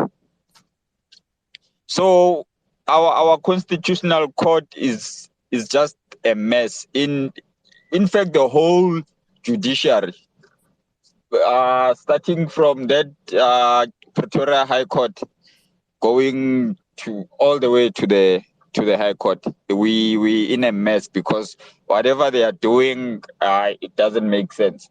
And then the Janusz Walus case, I will just blame that thing on, I don't know, on the comrades of the ANC, because they are the ones who put us in this mess. because they've been changing this very same thing of saying constitution to suit whoever they wanted to suit. Janusz Walus firstly was sentenced to hang. They changed it to say, no, he must serve life. Now they changed to say 13 years. That's why he's able to apply for all these things. And then they let it be because that's what the constitution says. And then but Janusz Walus should have been charged with more crimes: treason, possession of firearm, breaking an entry, all those charges. And then they should run. You finish this sentence, you start another one. You finish this one, you start another one. Not this nonsense that we are seeing from the A.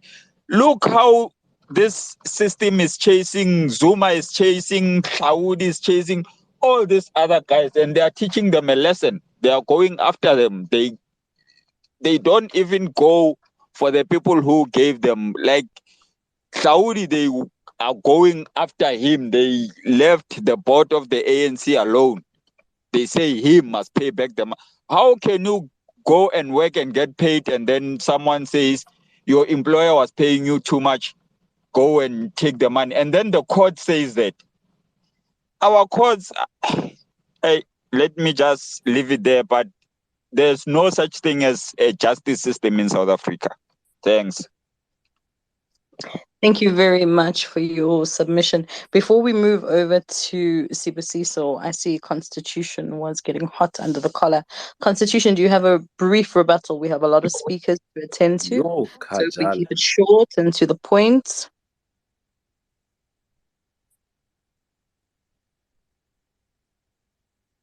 He won't say Constitution, are you still with anything. us? He won't say anything. David is here, Kaji. Kajal, man. Hi, David.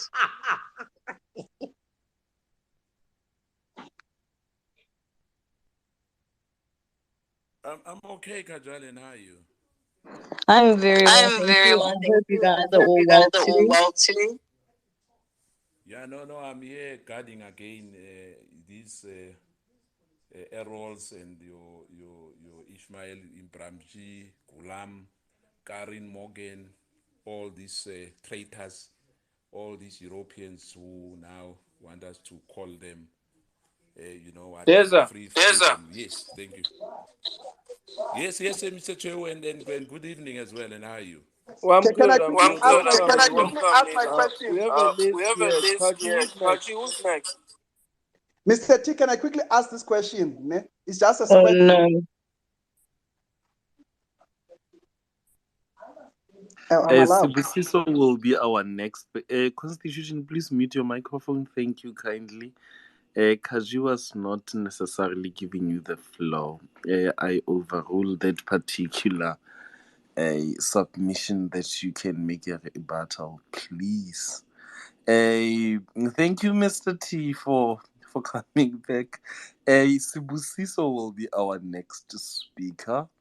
Sibusiso, I'm sorry for that particular interjection by Constitution, but please don't mind him. You may take the floor, leader. No, thank you very much, co-host, and greetings to everyone on the platform.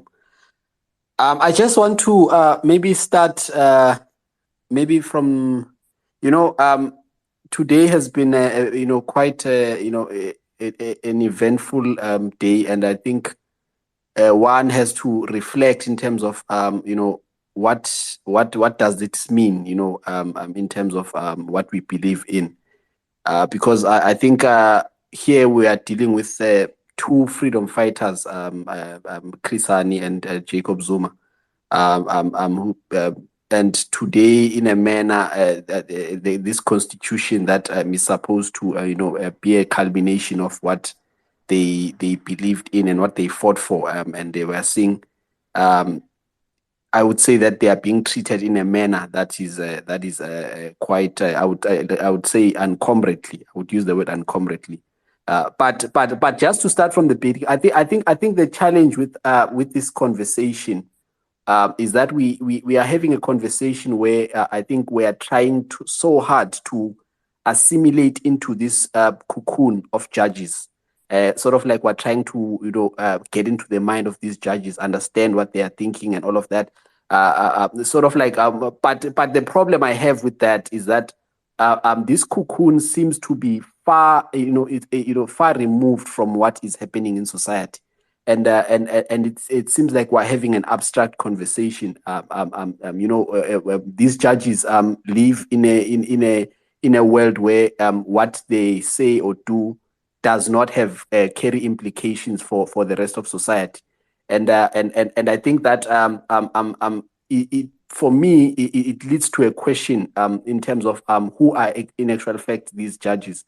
I think for years we've been talking about the fact that the judiciary is untransformed, and one of the things that have been said about the current cohort that are at the helm of the judiciary is that, in as much as we're saying that these people must implement, assist us to become a democratic society, but these people actually come from a background. If you look at the judges, the court, none of them, you'll never find someone who became a judge and became, rose through the ranks, under this democratic dispensation. Some of them come from your former homelands, especially. If you look at Zondo comes from, I think it comes from the former KwaZulu, under Buthelezi. Others come from, Transkei. Others come from Bophuthatswana. And then you realize that these people actually are people who are, in terms of their political orientation, they come from, they don't come from the ranks of the liberation movement. Of course, we've had some of the judges there. Here and there, Justice Museneche had a PAC background.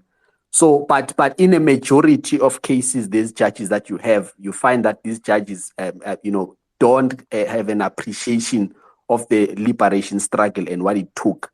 Because I don't think that there's a judge who would have sat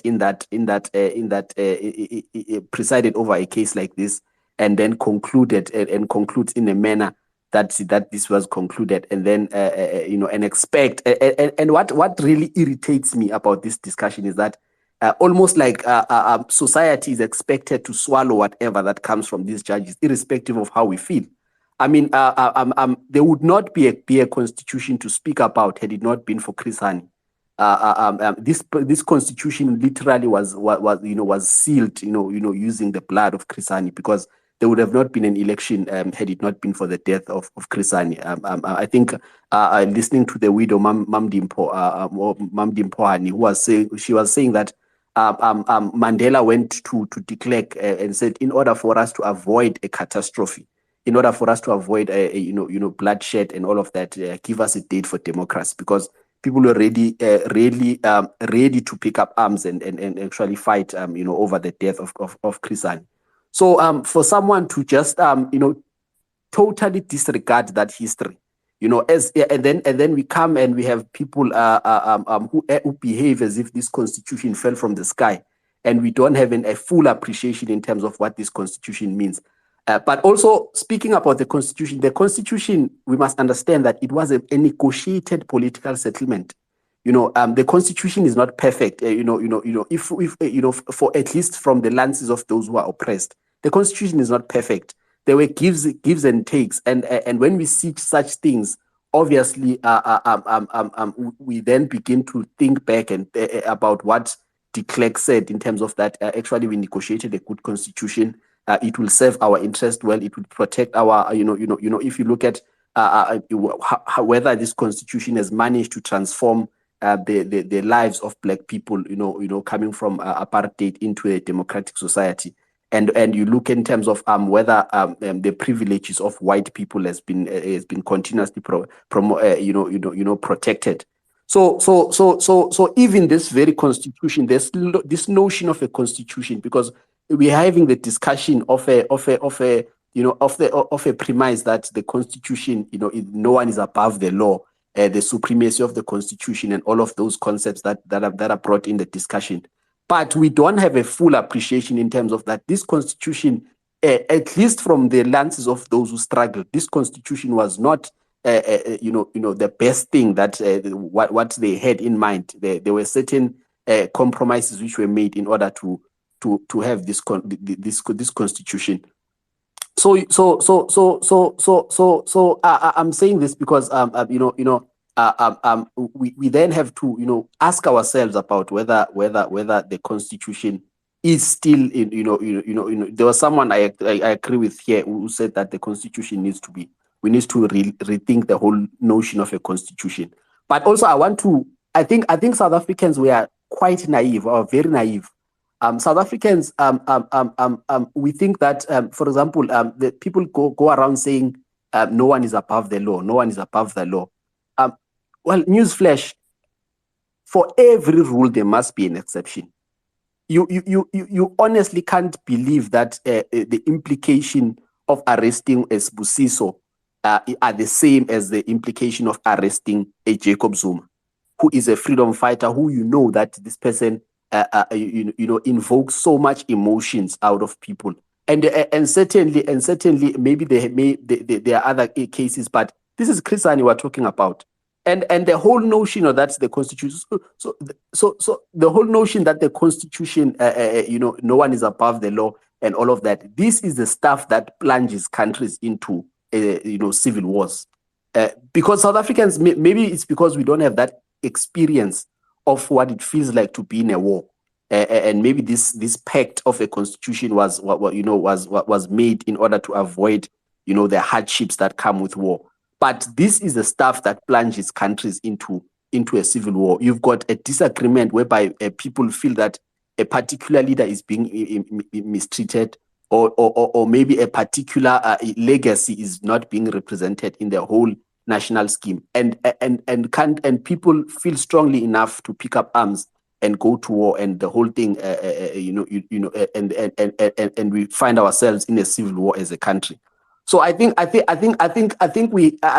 we need to make a full appreciation of the politics, including the people who I don't have a problem with people who are legal gurus and all of that, but there needs to be a full appreciation of the political implications of these things, because we are not just dealing with abstract concepts here. We are dealing with human beings. We are dealing with real emotions, and under such circumstances, you may find anything may happen. It was very painful for me to watch the widow of the widow of Chris Hani expressing a disappointment. It was very painful, and for us to just undermine that and say, yeah, it is the law. The law is, there's nothing to be done. There are people who may feel that something can be done about this, and when they do it, tomorrow will be complaining about that. Civil, we had an example last year about the civil unrest and all of that. But these are real situations. These are real people, and there are real. These are real emotive issues that must be taken seriously and not just be reduced to just abstract concepts of the law. Thank you very much, host. That's all I wanted to say. Thank you kindly, Sibusiso, for your submission. It's really appreciated.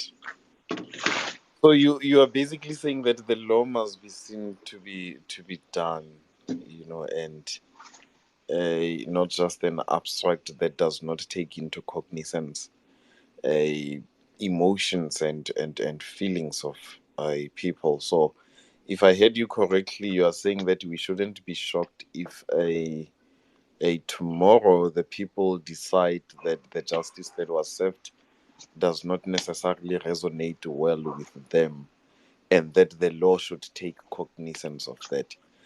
No, thank you very much, leader, for that. Nkosi, let me then come to you. Let me request, I think, whose mic is not muted, Mr. T. I think the person just muted their mic. Nkosi, you may take the platform, leadership, if you are still with us. Nkosi, unmute, my brother. Nkosi Thulametse.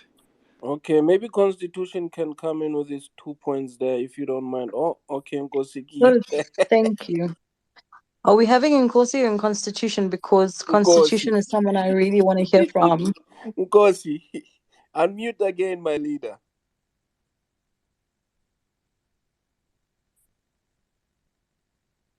Nkosi, if you can unmute, we cannot hear my brother. It looks like Nkosi is maybe off. Mr. T, her unmute. Nkosi, there, bottom left, you can unmute. Yes, you did. There you are. There you are, my brother. Welcome. Congratulations. Welcome, leader. Sorry for inconveniencing you guys. My mic didn't want to open. Greetings to all leadership, to the host and the co-host. I hope I'm audible now. All good. Indeed, leadership. you are. Yeah, I will be short. Thanks, Mr. T, to give us platform to voice out our concern. Yeah, my heart is broken, guys. Actually, I don't even know how to start speaking about this. After all have been said and done, I just watch so helplessly at this honorable lady, the wife of the great leader, the warrior, the fearless man, Mr. Krisani. I just watched at this woman crying, and I wonder, did they consult to her? Did they ask her anything before they take this?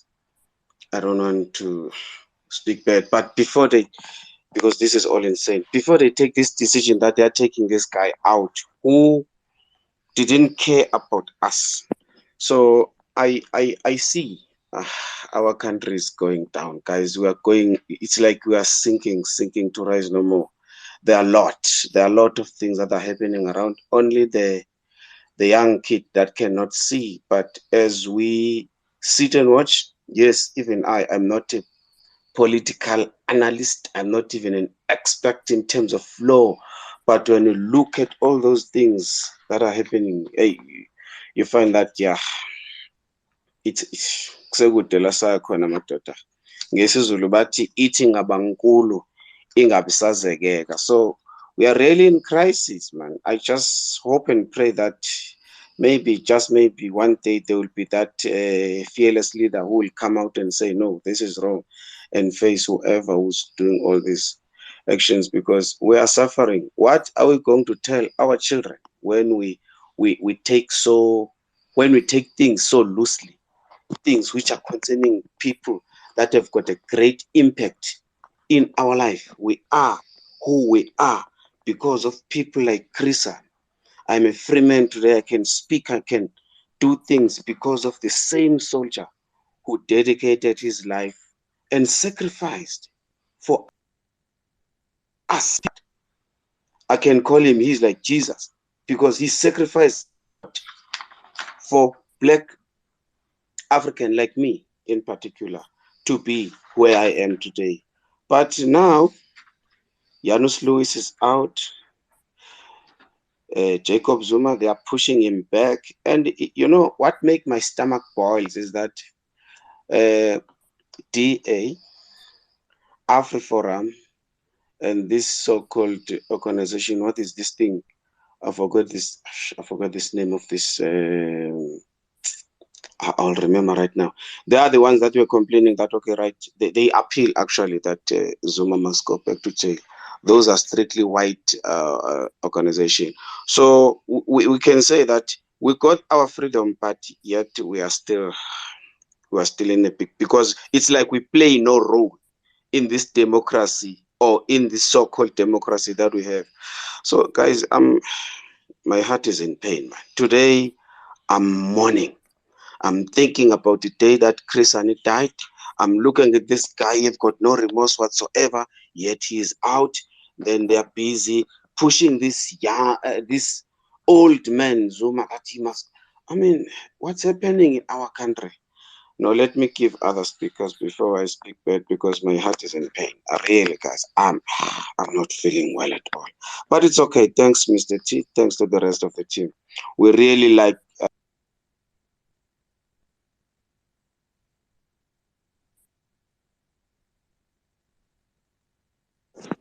I think we might have lost him there. Yeah, I think we've just lost Nkosi, but equally he was making his closing remarks. He's still not audible. I will then hand over the mic before I give over to Kajal. In fact, I am handing over to Kajal. So let me welcome a black, a conscious leadership. You can unmute your microphone.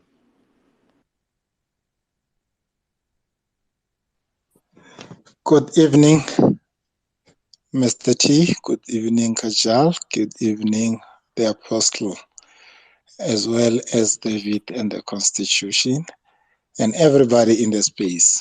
It is a pleasure to echo my views as well. I am not going to be emphasizing on the judgments or the decision which were taken by Apex as well as the Constitution to release Janusz Walus, as well as the decision to ensure that they emphasize that the release of former President Jacob Zuma through medical parole, it was not the right decision. Tofolax has already indicated that she can see that there is an agenda to push for the implication of Arthur Fraser.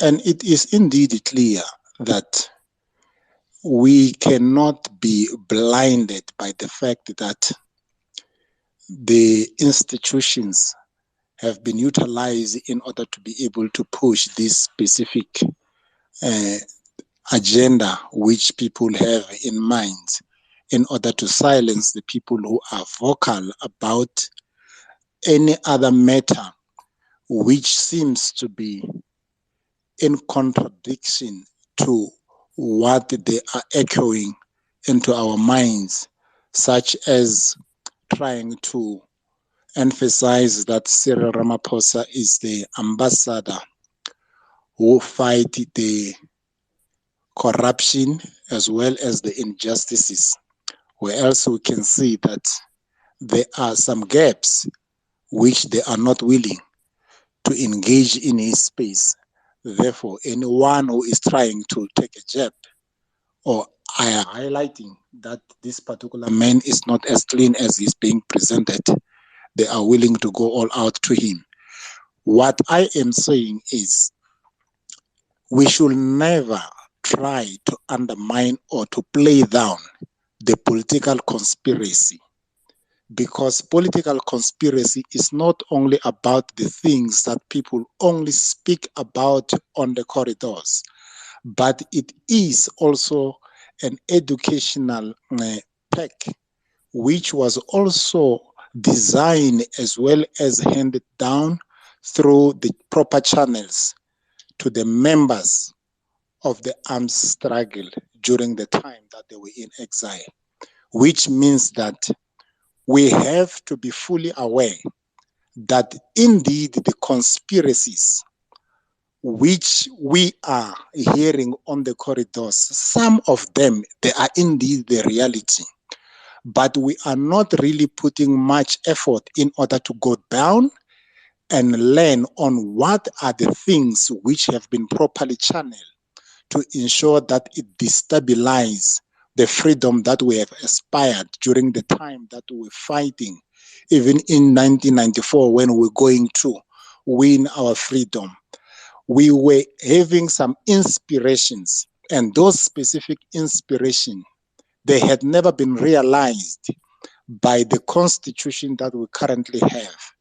And I can echo the views of the most people who are saying that the problem, it is not the constitution itself, but the constitution have got representatives, the constitution have got the institutions which are standing there in order to ensure that the constitution gets to be upheld.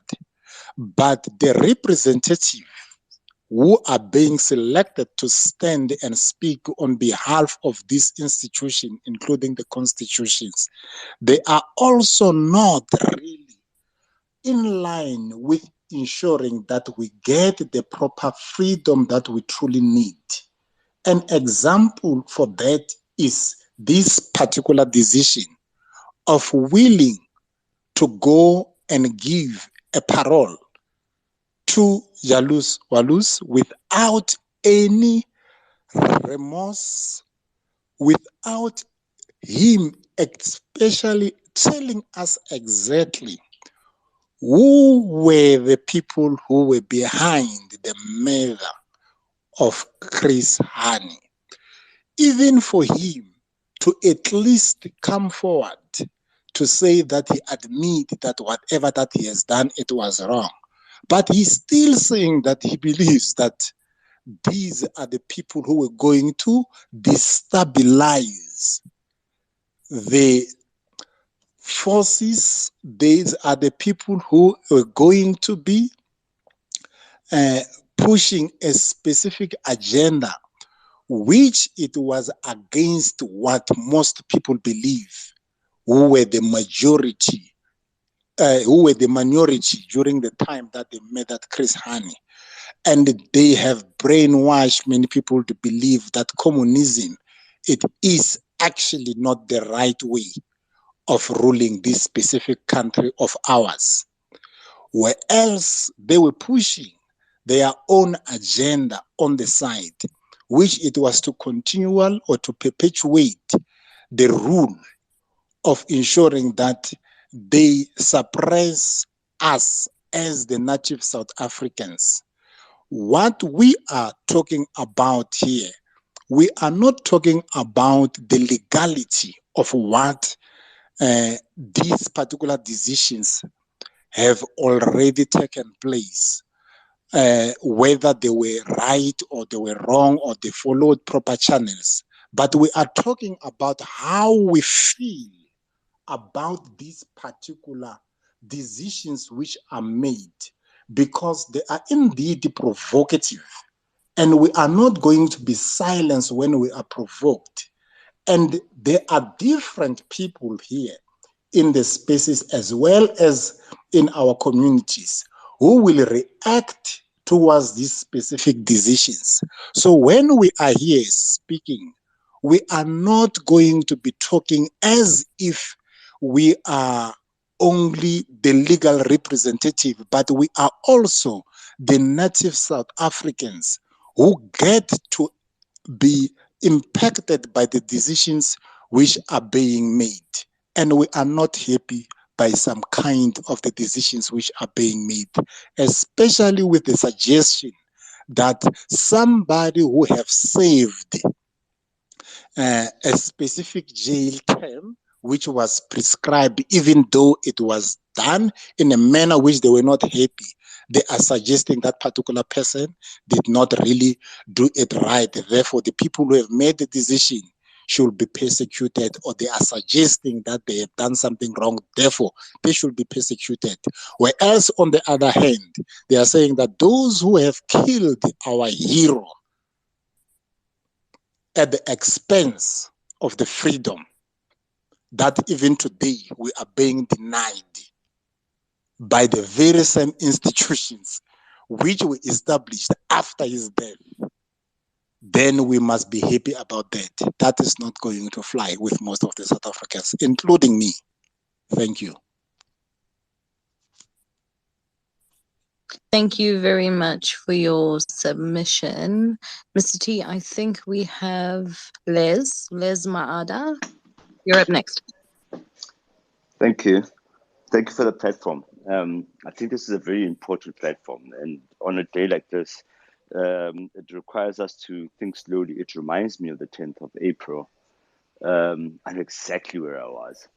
You know how people remember where they were when Kenny was shot? I remember exactly where I was. I was in Diepkloof watching the Zulus foment the issues there over the hill, the Diepkloof hostel, living in phase 3. And the news came through. I remember people coming through to my mother's house going, Barry, something's happened. Switch on the radio. Okay. So having said that, I'm personally very angry, and it's come across, and it's listen, what's just happened with this Janusz Walus, letting him go free nonsense. Um, it makes me angry. I was a kid then, maybe I was 13. I was born in 77, so I could have been 13, maybe 12. I don't care what it was. What it was that this was somebody or some people that were prepared to foment a civil war in case things didn't work out the way they needed to in their own minds. And I, to an extent, believe that Mandela, in his deliberation, decided that it was going to be okay if he could just pacify us. And that's where the problem is. We've been pacified. We've been pacified for the longest time in our life. And now we're waking up to the fact that the so-called constitution is just a piece of paper. And I think as South Africans, we need to get to a point where we accept that it's just a constitution. It's just a piece of paper. France had 15 constitutions since the French Revolution. And one of the points I'm going to use right now is to point out why Jacob Zuma likes to refer himself in the same clauses as the Sobukwe laws. Okay, this is a man that was given 15 years for having decided not to go or present evidence at the that farce. It's a farce. And I'm going to read from the proper act, which this act was actually derived from, which actually is in the terms of reference of the Zondo Commission. Zondo's a punk. Anyway, I'm going to read.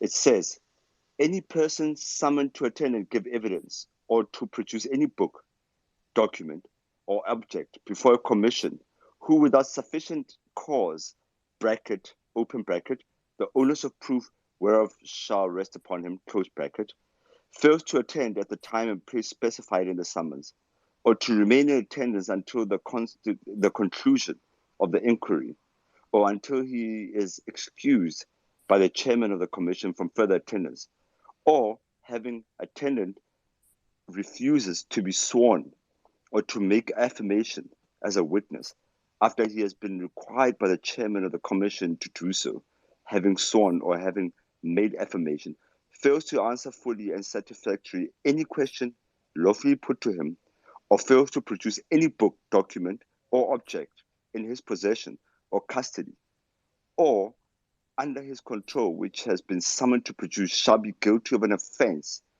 and is liable on conviction to a fine not exceeding £50 or imprisonment for a period not exceeding 6 months, or to such fine and imprisonment. We watched P.W. Botha not come to that other farce that happened under that guy that just died. And I wasn't unhappy when he died, didn't cry about him. It was very fair that Jacob Zuma, not having attended, should have paid the fine of 10,000 rand, which is in the terms of this one's commission, or 6 months.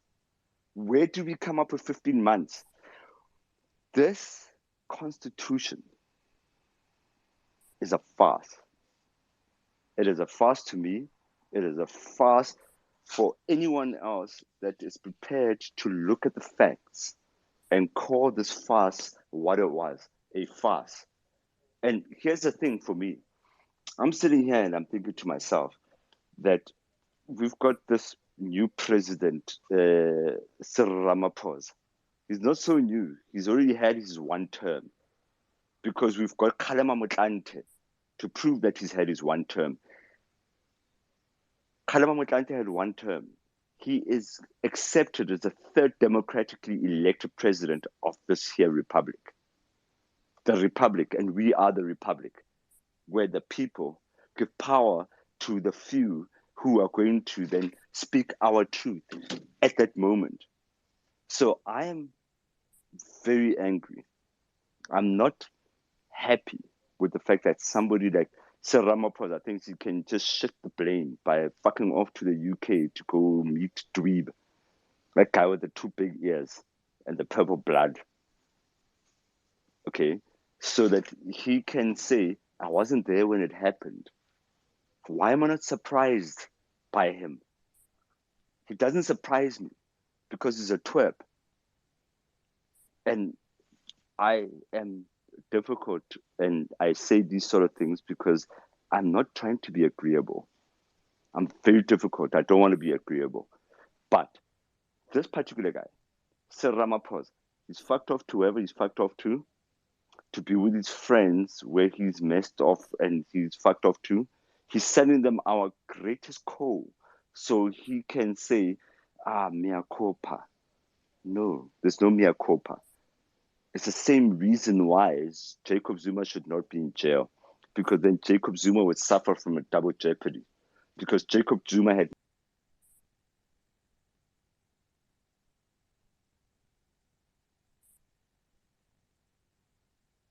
Are we losing Les Maada?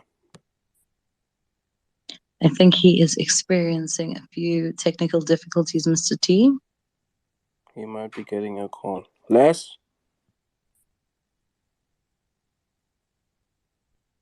I think we'll move along. I'll bring him back in when he does come through. Kaji, who do we have next? Forgive me if I am mistaken, but let's move over to Tembela. Good morning. Oh, good morning. Good evening, Tembelani. Are you still with us? Yes, I'm here.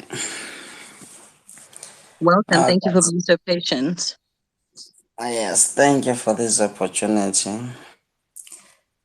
I can hear the lot of comrades here are angry, and they should be, with the rulings of today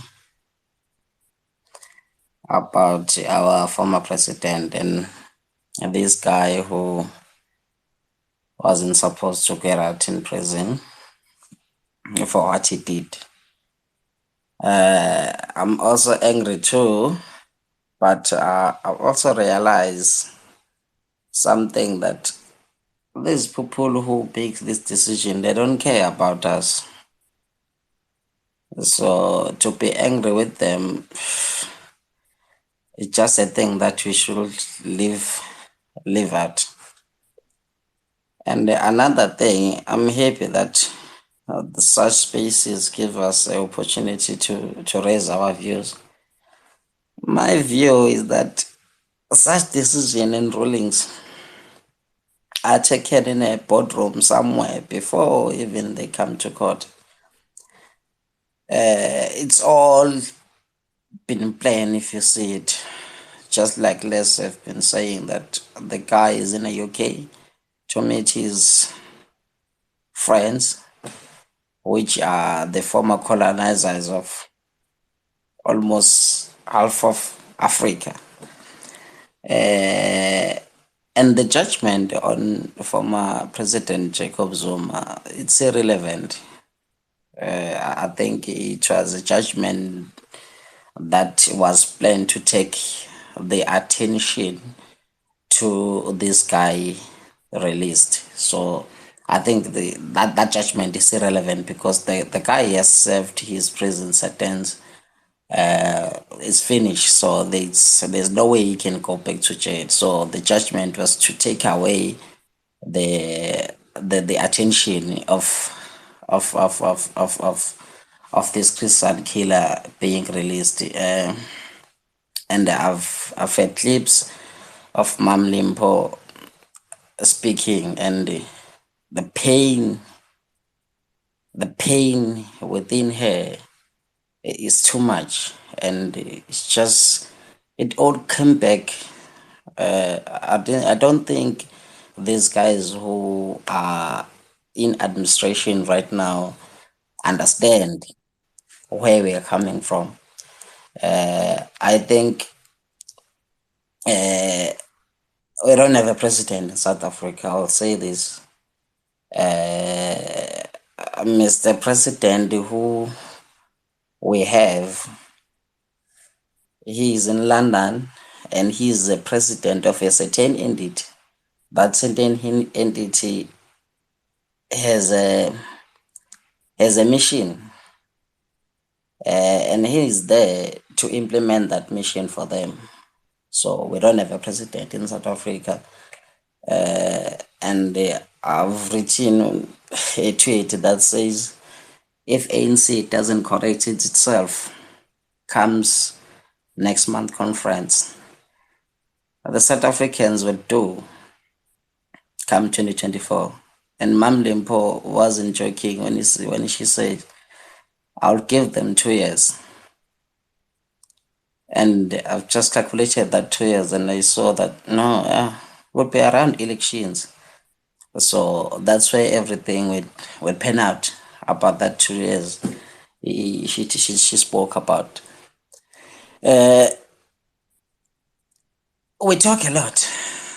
That's my worry. Again, we talk a lot, and this species helps us to understand some of the. I'm not a legal expert or anything, analyst or something, but I'm happy that some of the legalities we get to be clear about when our comrades who understand them better to explain to us. But we talk a lot, and I don't know, and I'm point blank where I think we talk about the solutions. Where can we go from here? Because it's really everything is breaking down.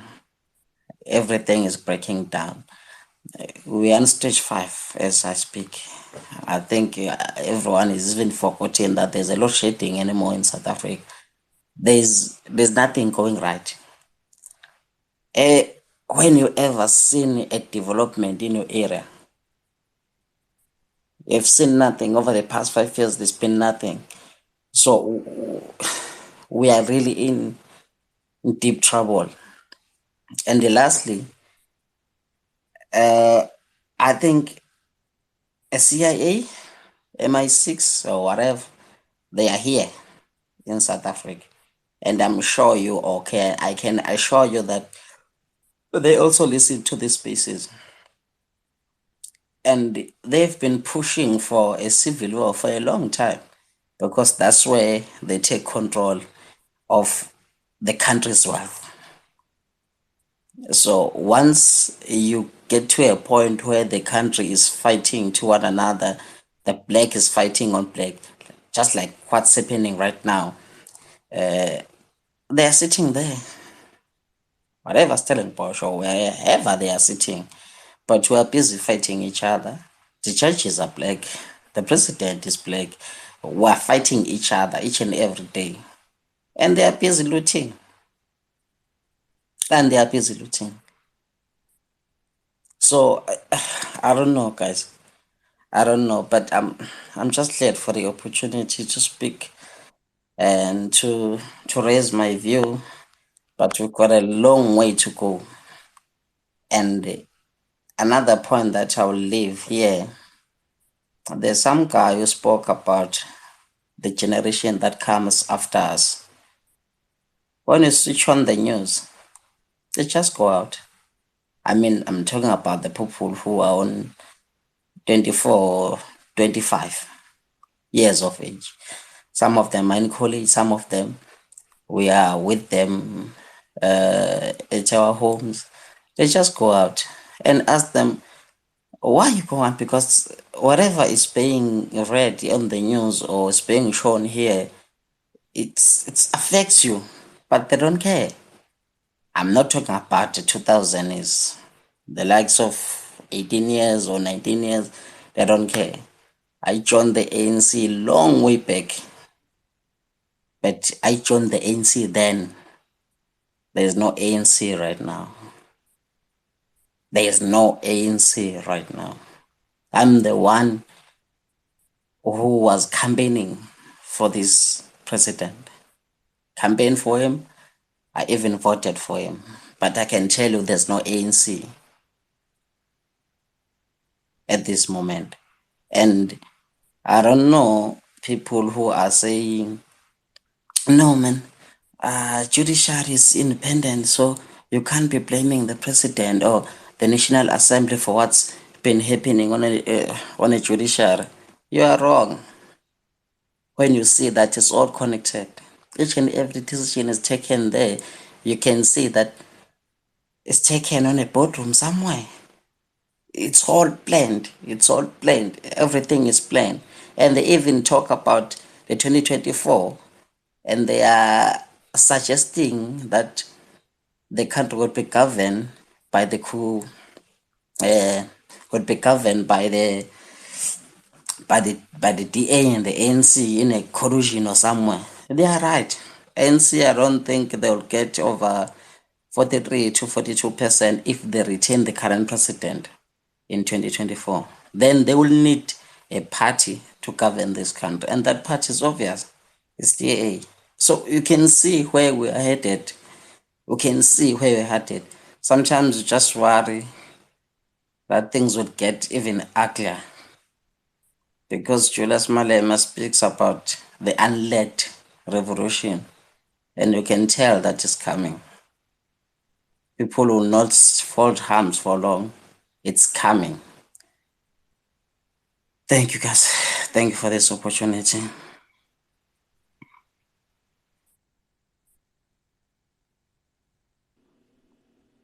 Thank you very much for your submission, leader. Kaji, where are you? And I want to believe that David will be our next speaker, if I am not mistaken. David? Even though you have been missing for the past 30 minutes, you are indeed correct. Good evening, David.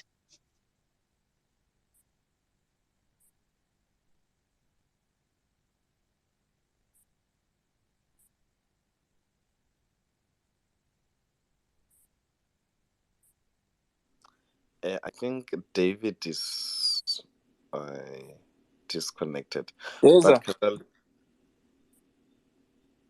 David, are you there? Or Mr. T, David will regard data. He's not with us yet. Hey, I think we can Kajal. always There's circle always back. hey, Ah, what there is he is. data? What is data? Data is being bought for Errol's Gulam and Constitution and the rest. Those who are paid to come into spaces and disrupt and hiding themselves. As I said, Mr. Chewa, I'll be revealing this man called Constitution first. And it will be quite interesting on our show. In fact, for Kaja and Apostles, for them to allow him to come back Eh, shows but maturity. but Shows David, just a maturity. second. Yes. I'm not sure if it's only on my side. Zal and Mr. T, can you hear David quite clearly? I think his volume is a Yeah, bit. no, he is. He is on. Maybe it's your line. I- Deza, Is, is drop it and fine come now? back. Is that fine? Oh yeah, you good, Deza. Apostle, drop Apostles and and come Kaji, back. do you hear me? Yes, Deza, go ahead. Yeah, but it looks like Apostles and Kajal can't hear me. No, No, we can sir, we hear can you. hear you loud and Thank clear. you. Thank you. No, I was just saying that the issue is that when people are invading spaces, remember that the so-called Stratcom, they plan very well. They have to occupy every space in our society to disrupt the aspiration of black people, in particular the vulnerable and the marginalized. They use some amongst us, so-called house Negroes. In fact, if you are a follower of Malcolm X, you'll find that you have your house Negroes and your field Negroes. In fact, your house Negroes normally shares the food with their masters. And the field Negro, when their master is sick, they wish that master can die. But a house nigger wish that he can die on behalf of his master or her master.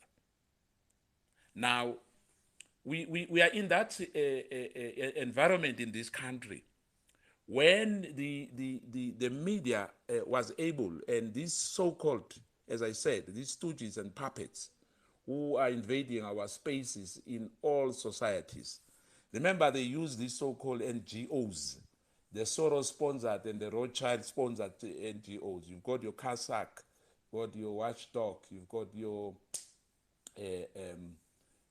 Helen Suzman Foundation, even Nelson Mandela Foundation, Katrata Foundation.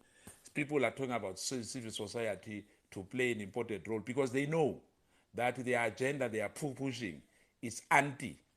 Some of us, we have experienced, the non-Blanque, the non-Europeans, that in other spaces we're not allowed. I'll give you an example before I make my input, just to make sure that the playing field is level. When we say the judiciary is captured, and you'll find other people excited over nothing. People here in Mamelodi, in Pretoria, and Mabupane, were not allowed to go to town with the taxi. Taxi owners were not allowed. You were forced to drop your people somewhere in Yestres. Yestres is a colored area. You only take people from Mamelodi, now known as Mamelodi, Eflaka, to Yestres. Then those colored taxi bosses or taxi drivers will take their computers to town. That's where we come from, some of us. We've got bruises, and some people don't understand this thing. That when we see a snake rising his head, we need to kill it right away. And sometimes we try to give them courtesy, bring them into their houses, and they change once they are in the house. They show their true colors. Some of them, they are chasing numbers, what they call so likes, and how many people follows you and all that at our expense. But I'm going to be very short, about what happened today about Chris Hani. And I've been watching the Gulami Errol, Abuti Joseph, Solmani. There's a lot of them. Ishmael Impramchi, Constitution First.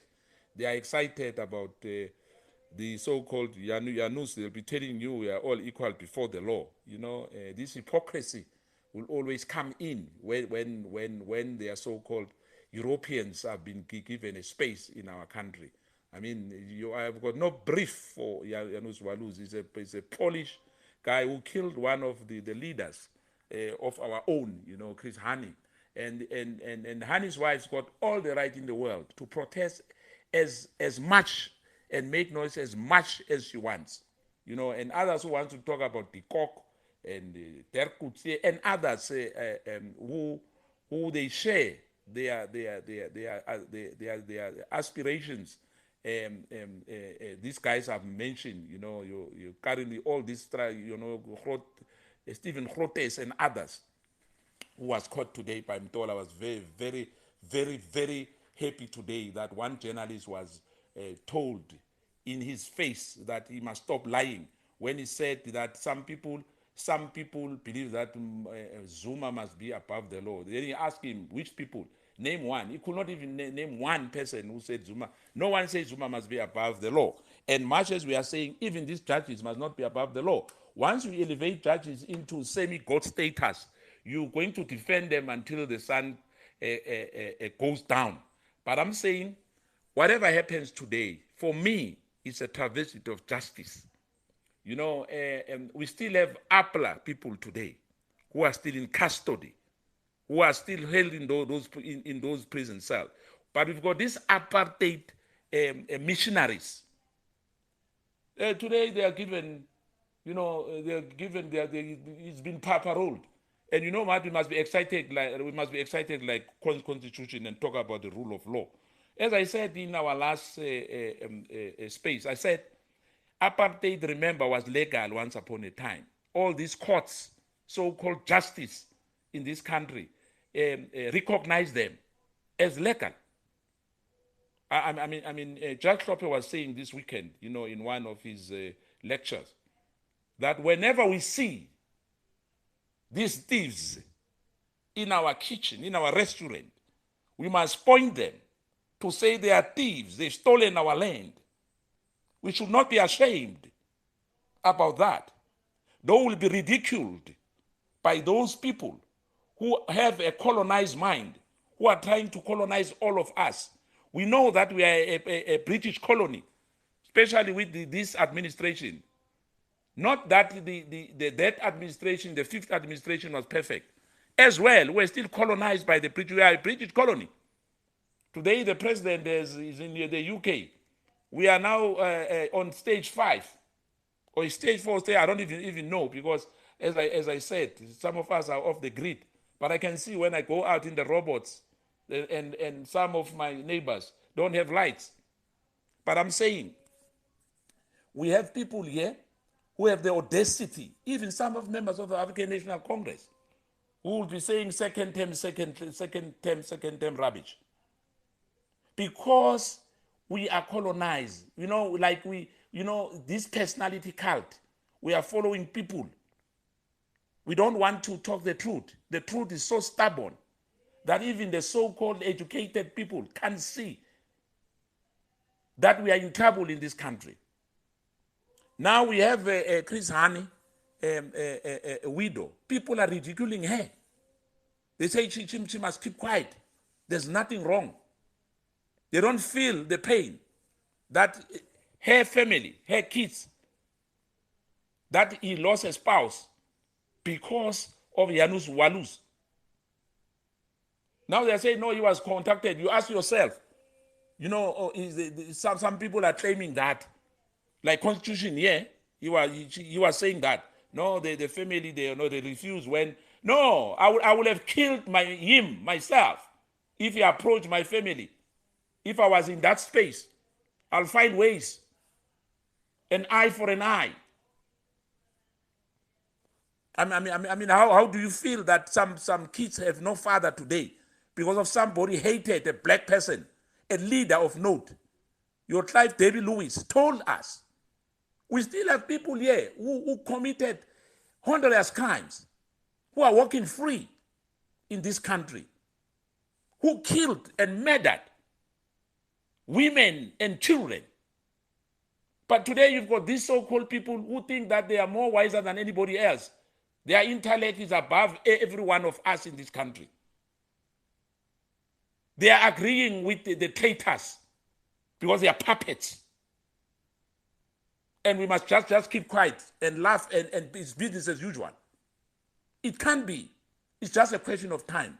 Like the last speaker said, Julia said that we'll be leaderless. This revolution will be leaderless. We are approaching things slowly. And as I said, Mr. Cheo and Apostles, I think I'm going to make time to, as I said, that I promise you guys that we'll reveal one of these Kukulam guys and constitution. We can't deal with people who are faceless, who come here and and tell us stop doing this, stop doing that, but we don't know them. It can't be allowed. And I think Apostles and Kaji, our last space, Apostle was very strong on that. He dealt with him. For me, I was happy that at least sanity prevailed, because Constitution belittle everyone here. He thinks he is an absolute power because of perhaps in their dinner tables where they are being paid, they are told that they must instruct everyone to follow the so-called rule of law. Rule of law for who? Because we've seen in this high court cases, depends who you are. But let me rest assured show you constitution. I just wish that they can arrest Zuma, former President Zuma, and let's see what's going to happen. People will come and make noise about people lost this, lost that. People should be arrested. Some of them were arrested, the case withdrawn because they were too excited. Begitay was so excited that we know the instigators. There was this, there was that. They've tried everything because they want to protect white supremacy. And some of us, we are not going to allow that. But I can rest assured, show you, sparks will fly. It's just a question of time. It might be temporarily a victory on the 20th of December, but by February next year, everything will be there in the open. And in fact, these so-called CR17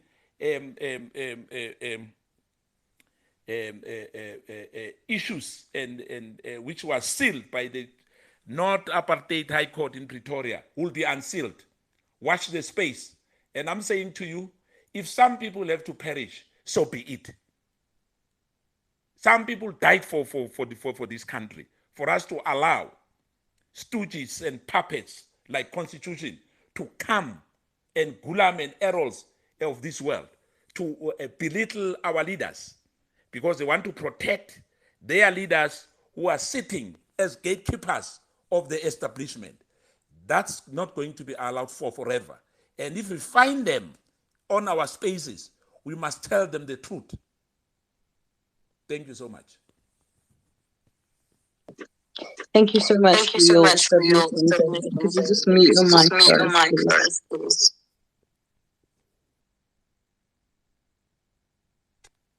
Ayanda, if you don't mind, I see that we have another lady in the house, so I'm going to hand it over to Gugu and then I will address you, sir. Thank you for being so patient. Gugu, good evening. How are you?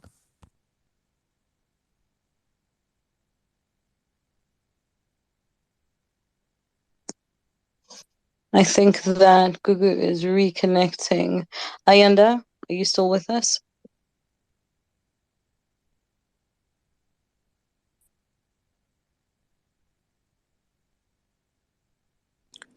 I on the bottom left there, you can unmute your microphone.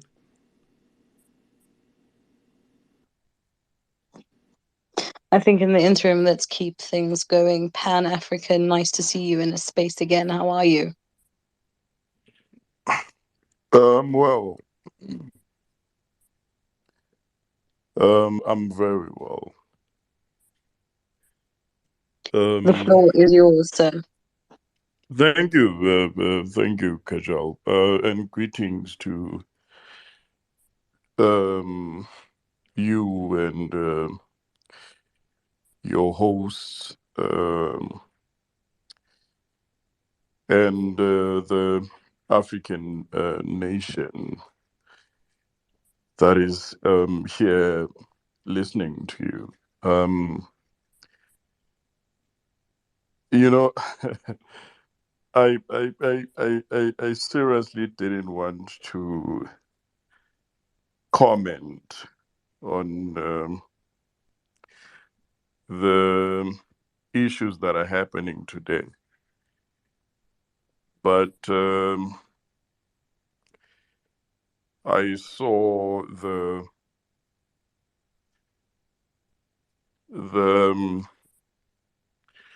space and I felt that I should. So my introduction to my submission will be to read something from George Orwell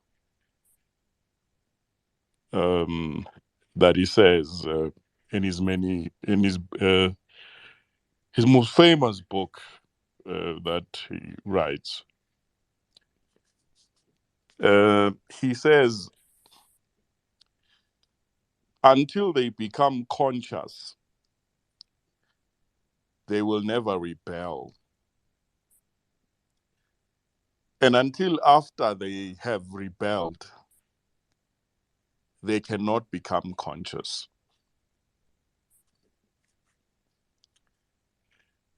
So that's the introduction to to what I would say today. Now, in the happenings of today, Jacob Zuma sent back to jail and Chris Hani Scaler released. The question that I ask, is I look at the anger of most of the African people that came to your space, and I wondered, what is the surprise to African people when these sort of things happen? When right in front of your eyes you have Advocate Busisima Kwebane ridiculed by white forces, by a process that the DA was heavily involved in. to change the laws to have today what you have called the Mkhwebane Clause, right? But it's a surprise when the Freedom Charter says, after the ridiculing of African people, after the raping and murder of African people, after the dispossession of the taking away of the land of African people, then the Freedom Charter says, which the Freedom Charter now, if you um, separate those words, both of them, and you say the first word, which is freedom. The ANC defines what freedom is in the Freedom Charter. The first word of the definition of the freedom of what the ANC says is freedom is that South Africa belongs to everyone who lives in it. And it says that the land will belong to those who work it.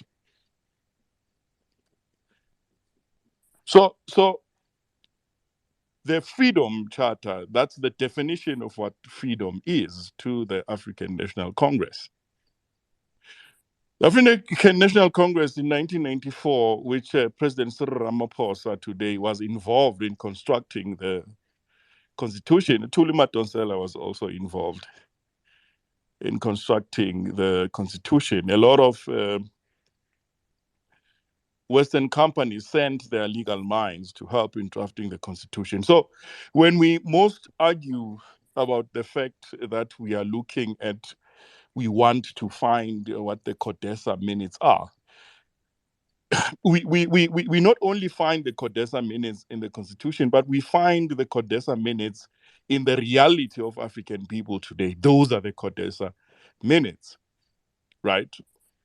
And so now what we want to do when the widow of Chris Ann cries in front of us on TV and says that the judgment is hogwash and the judgment is nonsense, as it is,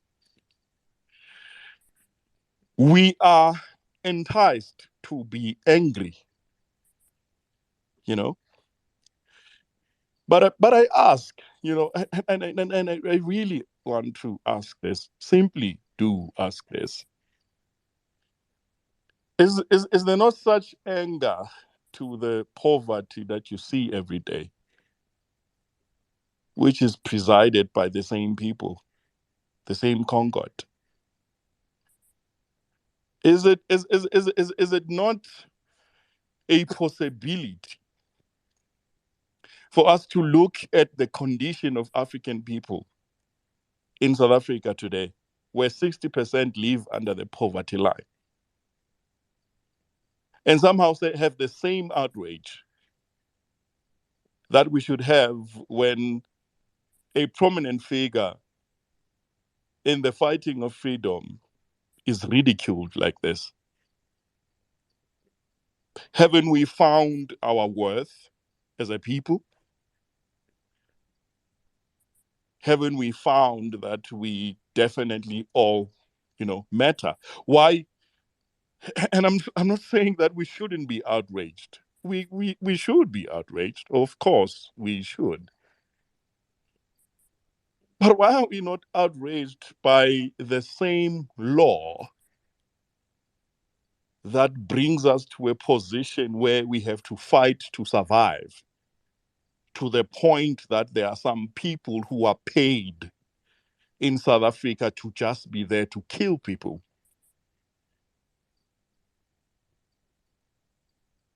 You know, on Sunday, a famous DJ and a famous entrepreneur was shot in an intersection and died. They found, I think, 40 something cartridges there on that scene. Because in South Africa, there are people there who work to kill people. because of the same conditions, of the same laws that are there, that are dictated by Uzondo today and were dictated by this fellow before that, right? Now, in America, for instance, when you go to the Supreme Court, what most countries have is that they have what is called a human element. Now, the human element is that you have a constitution, you have the laws written in the constitution. But the human element is what decides, what law must continue and what law must not continue. But in South Africa, it's vice versa, you know.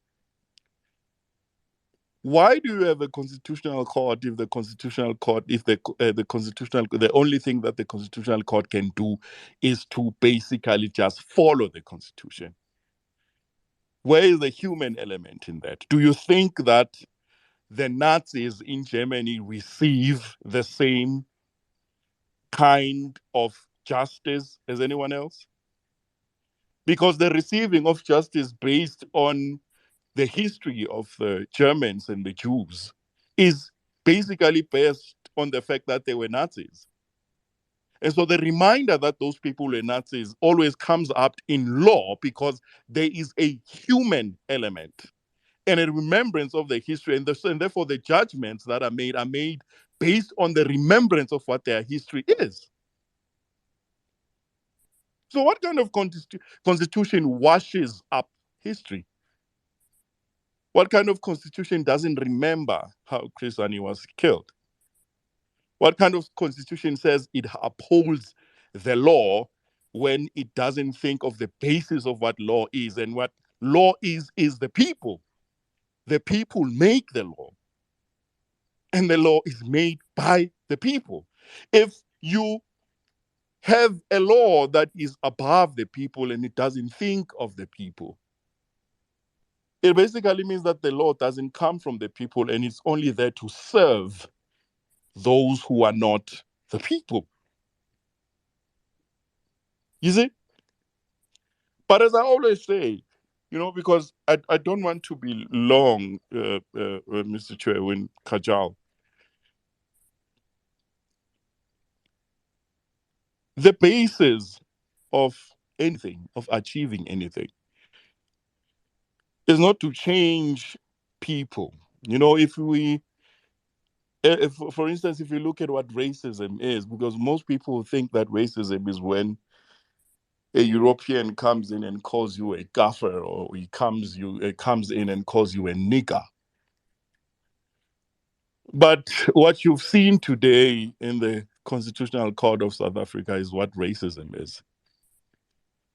The system of racism that prevails today. I don't really care what the law is. I don't care what the interpretation of the law is. I care about finding out that basically the law of South Africa doesn't care about black pain. The representation of what Chris Hani is to most African people today, even back then, is huge. And then to find out that his killer will live amongst the same people that he robbed because the law says so. Then what kind of law is that?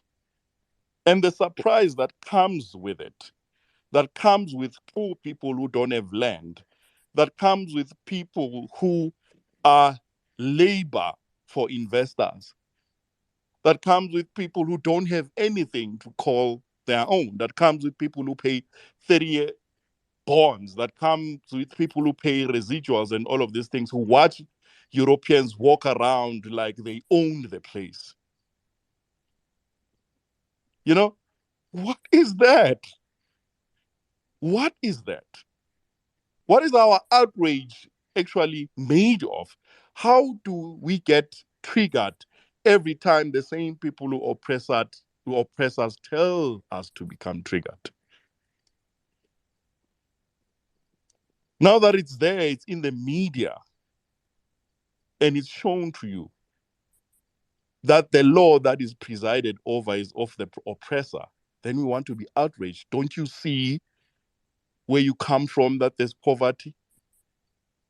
Don't you see that the majority of people that work for these companies are African? Don't you see that the people who are exploited are African? Don't you see that most of the prostitutes that you meet around the streets are African? Is that a coincidence? Are we all lazy? Are we all just dumb that we can't do anything to get out of every kind of situation that we want to get out of? You know? So I would say this when I'm Mr. Cho. African people in the world don't have friends. Because if they had friends, they wouldn't be in this condition. And if African people don't have friends in the world, then they have enemies. Because they are the only ones who are in this condition. Black and brown, you can call it whatever. You see? So I say this in closing.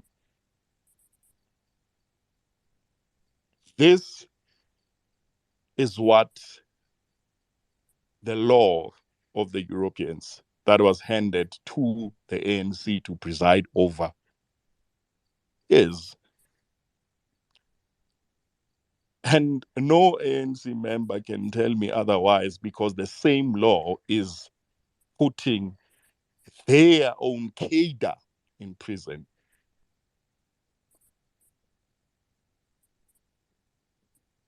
And so if every party tells you that even the EFF or whatever party comes in and stands in front of you and says that we will uphold the Constitution, who wrote the Constitution? For what end?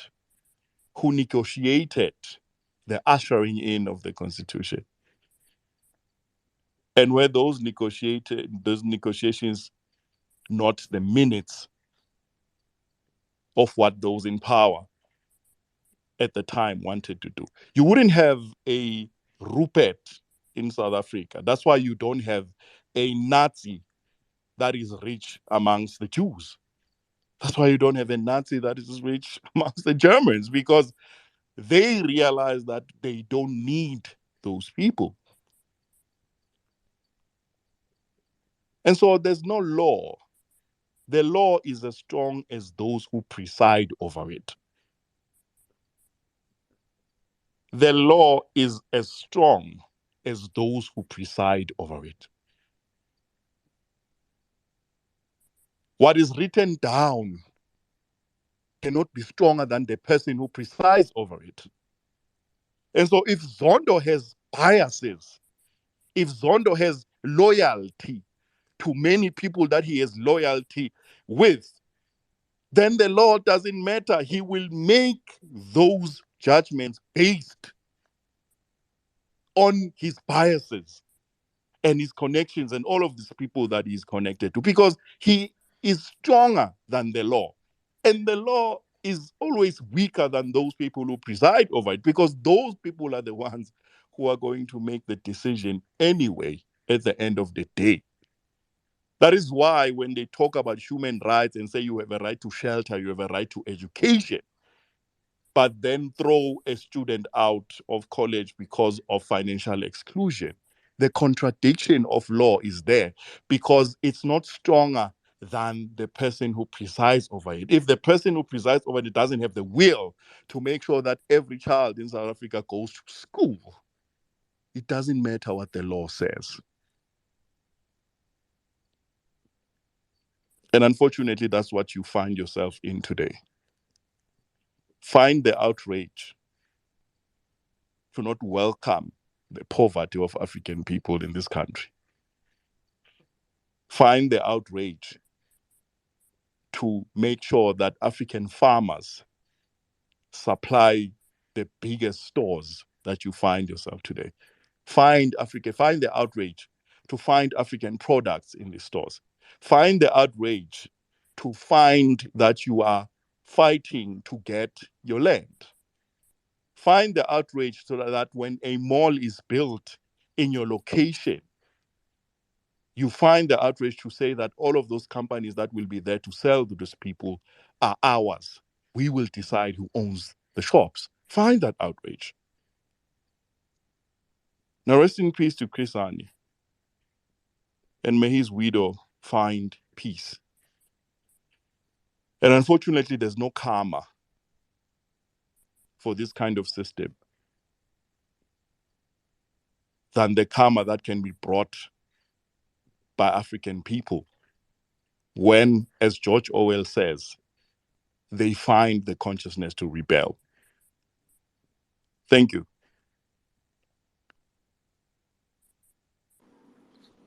Thank you kindly, the Pan African, for a very prolific submission that you have made there. Kajal, you can come through. Thank you, Apostle, who is not really an apostle. Pan African, if you don't mind, you spoke about outrage. We need to be outraged. We need to have an outrageous look on what's to come and what's happened. How do we channel that? As a South African myself, I'm not too sure we know what to do with outrage. As a country, we generally get outraged and we destroy things. Would you mind elaborating on that a little bit?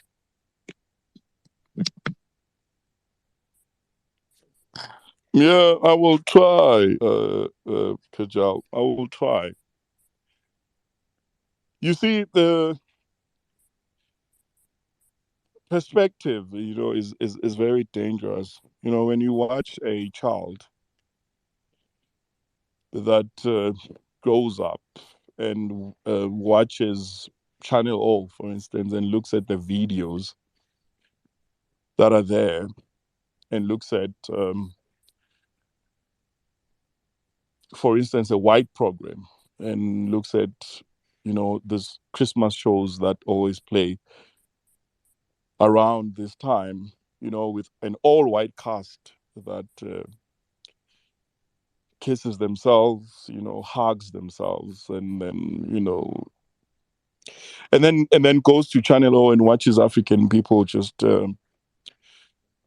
doing other things, and then watches Moja Love, which exploits the problems of African people and shows and normalizes what African people are. It brings a mind to a child or a mind to an African person who is not at a level of any kind of consciousness that shows him the reality of what the world is. And it's deliberate. Because if you have to find what the problems of your country are, South Africa, there has to be a digging of many other resources. In fact, South Africa as a country should have a library and thinkers and all of these things, professors and doctors who research simply what the African mind is. Now, I say this because I've been working where I work for about 12 years now. Since I think a few years back, I set an alarm clock for about 5, most of the time, 10 past sometimes, so that I wake up and bath, and be ready and have breakfast and all of these things. But what I found in previous years, I think like 5 years ago, I find that I can sleep at 1 or 2 most of the time. But I will always wake up just before or just after the alarm, just 2 minutes after, or just 10 minutes before. Most of the time, it's before. I'll wake up at 20 past, I'll wake up at 10 past, or I'll wake up at 5 past if I set it at 10 past. Sometimes I will just wake up when it just starts to ring. Now, picture a situation where your mind is controlled for 400 years. So some of the traits that you will have, some of the traits, because I would go to maybe on holiday or go to Cape Town or go to, the USA or wherever where I want to go to a holiday. So I will wake up at 5:30 most of the time with the people that I'm with. The people that I'm with would say, no, you are a morning person. Your trait is that you are a morning person. No, my trait is not that I'm a morning person. It's because I've been doing the same routine for about 10 years that even my mind and my body welcomes it and it has entrenched it into me. Right? So now when you look at how then do we tell the mind of an African person to actually find that they be outraged by the simplest fact that they are poor in their land of their forefathers? That kind of mind has to be reversed. How it can be reversed is the kind of information that you and I share here.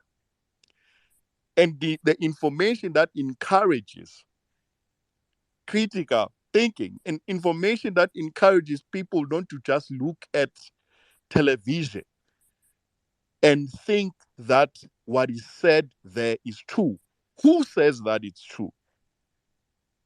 Why is it that we watch news and we think that the news is telling us the truth? Who told us the news is telling us the truth? Who told us that government is telling us the truth? Why must government tell us the truth? Why does government need to tell us the truth? Why does government need to care about us if we don't realize that we need to care about ourselves? Why is it that you don't really see a person who is poor? And why is it that when you drive from the location for 10 kilometers, if the location is that big, you find poor people? Why isn't there a thought that comes to you and tells you that this is not normal? It's not normal to live in the location, if I may say. It's not normal. It's not a place that is conducive for human beings, that place. And so the conversations that we have, education is very important if it's the right education. If children are taught the correct education, and education that becomes a curriculum of solving their problems. So the curriculum of an African child doesn't have to be a curriculum that teaches him geography, that teaches him to tell the weather. It must be an education that solves. When he walks 10 kilometers and he sees that his own people are still poor, he must find a solution to that problem. And then when he finds that the solution to that problem is a European enemy, he must destroy that enemy. By all means, he must do that. And so it's a stage. We are having a lot of stages that we need to move to. But the body cannot go where the mind is not ready to go. That's what I say that in the first point that I made when George Orwell said that we cannot be consciousness if we can't rebel. And then if we have not rebelled, then we are not conscious. I hope I tried to answer you. I hope I tried. Thank you. Thank you so much. But I have a slight follow-up question before we move along to Gugu. Just for clarity's sake, when referencing your alarm clock analogy, are you of the opinion that we have indeed been conditioned by the alarm clock? So we are used to having to get up when the alarm clock is just about to ring or just thereafter? Or are we indeed a product of our environment? In other words, we do sleep in a room with an alarm clock.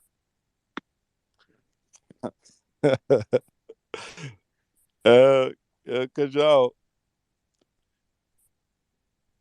the conditioning, for instance, you see, when you raise your child, you do two things when you raise your child. You do what is called positive reinforcement and then negative reinforcement. Positive reinforcement and negative reinforcement are tools of conditioning. So, for instance, when my child does something naughty and I hit them or I shout at them,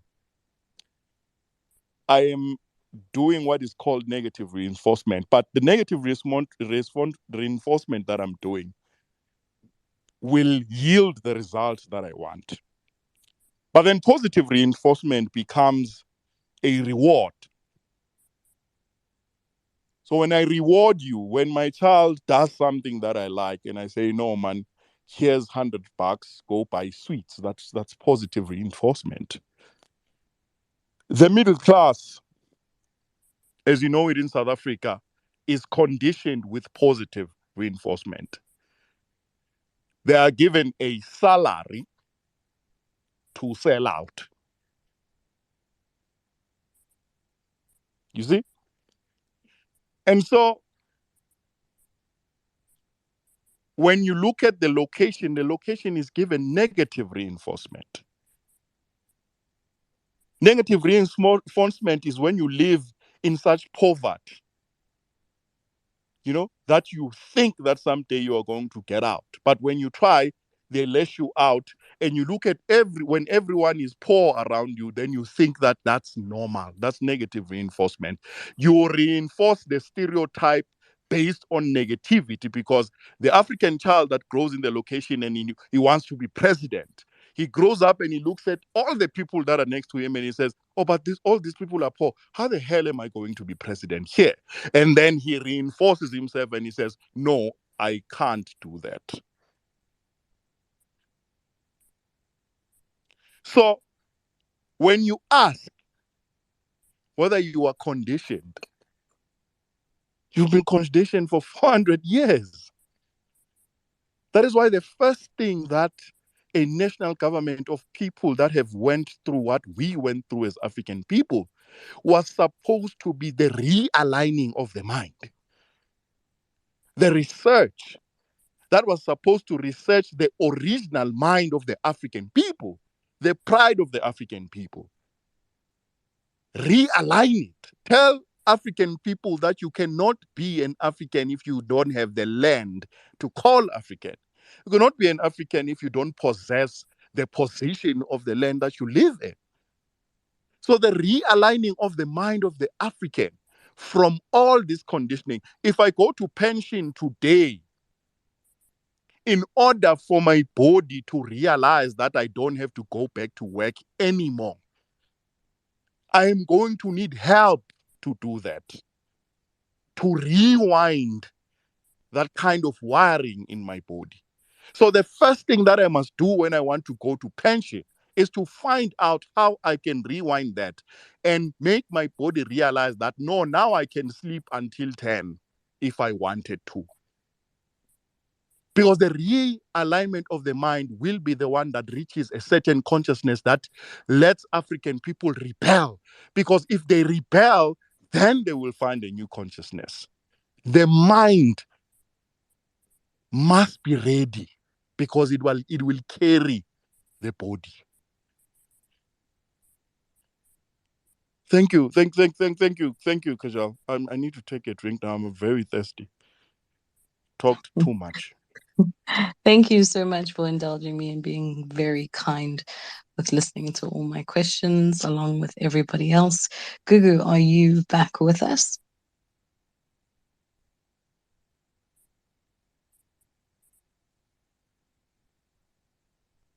Apostle, do you see Gugu on your end? Yeah, she is here, but it looks like maybe the connection on her side might be choppy. Hey, Google, if you can unmute your microphone, bottom left. Yeah, no, Kajal, it looks like we have lost a Google. We can always circle back. Gina, are you still with us? Thank you for being so patient.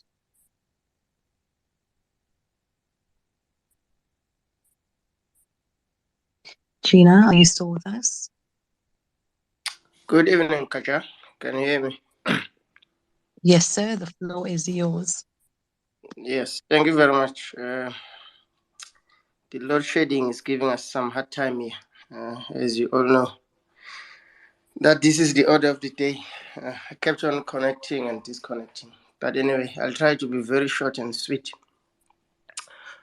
I think some of us are not surprised with the developments that happened today.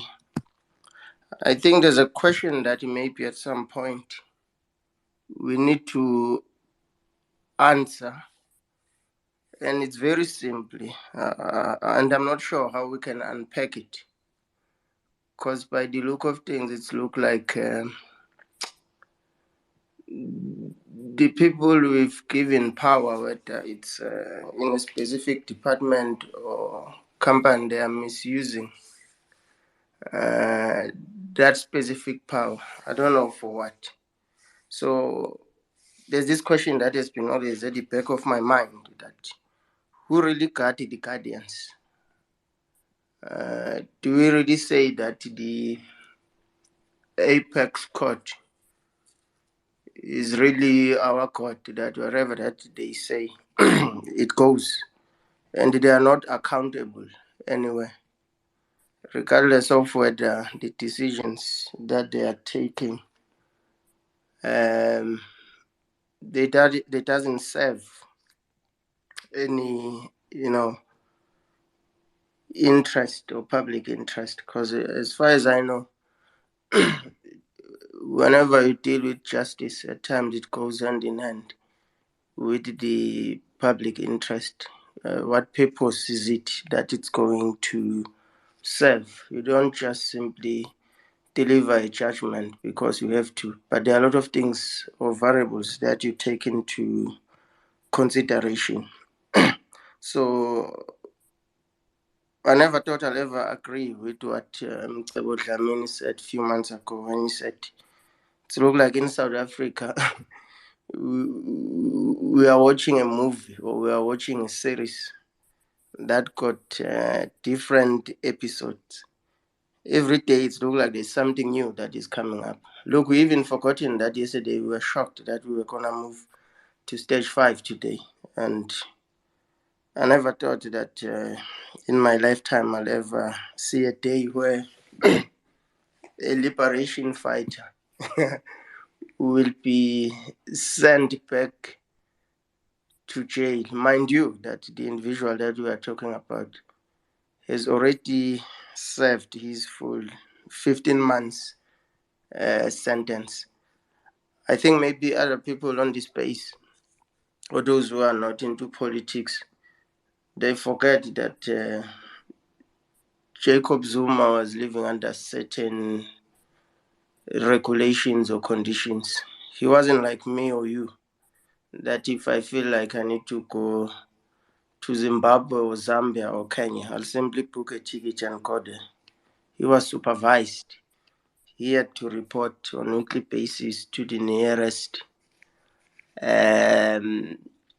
facility or correctional services or police station to say, hey, I'm still here in Kandla, I haven't went anywhere.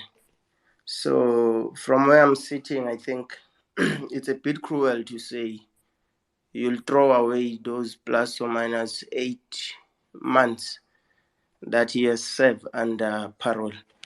But we will wait and hear what the commissioner is going to say.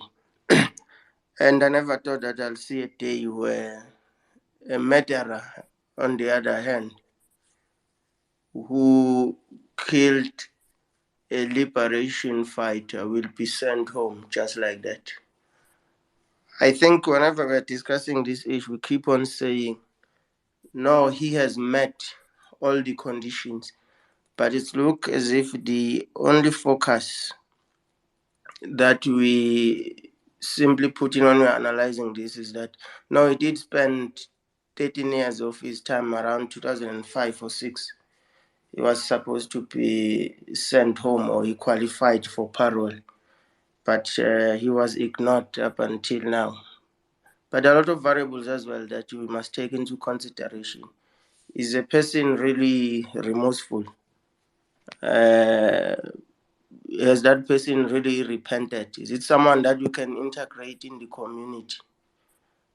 But I think this gentleman, Janusz Walus, is failing on all of those things. Because till to date, he hasn't yet come forward to tell us what really happened and who sent him to go and kill Krizan. So I think for the Constitutional Court to take such a decision is very appealing and upset. I feel sorry for the family because till to date they haven't yet found closure on what really happened. I think maybe if you are an outsider, it might be easier for you to say, yeah, no, it's law is law.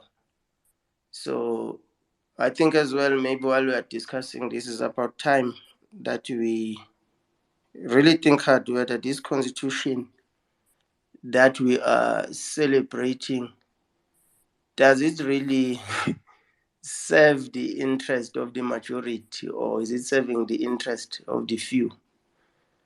And the mere fact that it's so celebrated, that it's the best constitution ever, I can tell you from where I'm sitting that that's not the actual truth. I'm sorry if I'm gonna uh, touch on this one and other people they might be offended. From my own experience, uh, whenever the views between blacks and whites, most of the time they usually move in different directions. The fact that the whites are even celebrating this constitution, you must know that they are the winners at the end of the day. Maybe it's about time we revisit it and we make sure that it's going to address the issues of those who were previously, oppressed.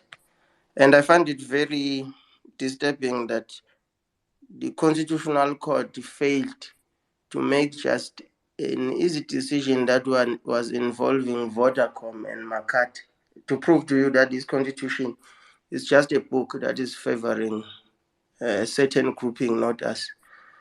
They failed to determine how much the guy must be paid. What they said was that Vodacom was supposed to go back and decide how much are they going to give the guy. So that you can see that we live in time and era where our justice seems as if it got eyes. We already know that if I hide this one, whether the litigation or the arguments that were put in place were really strong and compelling, but we already know what the outcome will be. So, as a departing shot, I'll urge those who are the ANC members and those who keeps on voting for them that maybe they can use what we observed and we saw today to look within themselves whether is this really the democracy that they want, and the voting cows that they're gonna bust to Nasrec in the next few weeks. To look within themselves whether is there anything that they can do to try and change the situation. Because by the look of things, look like since the new ANC leadership took over in 2017, if you are a black person or a black child, you are suffering. All the gains that have been there or that have been achieved 28 years or so, it seems as if everything is being reversed. So we urge those who vote for the ANC maybe to start thinking otherwise, and those voting cards will go to Nasrec, maybe to try and see that is there anyone perhaps that they can get who is better. Because all of them anyway, they seem to be the same. I'm not the ANC member, I'm not Zuma fan or whatever, but we need to be very consistent when we apply the law.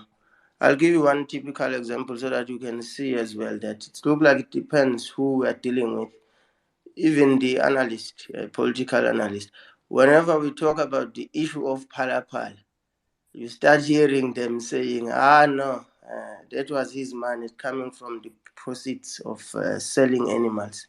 Does the law allow that? Does the law allow you to have dollars that are not declared in mantras and in couches? So that's where we are. It looks like if we are dealing with this one, we're gonna be harsh. But if we are dealing with this one, we're gonna be lenient.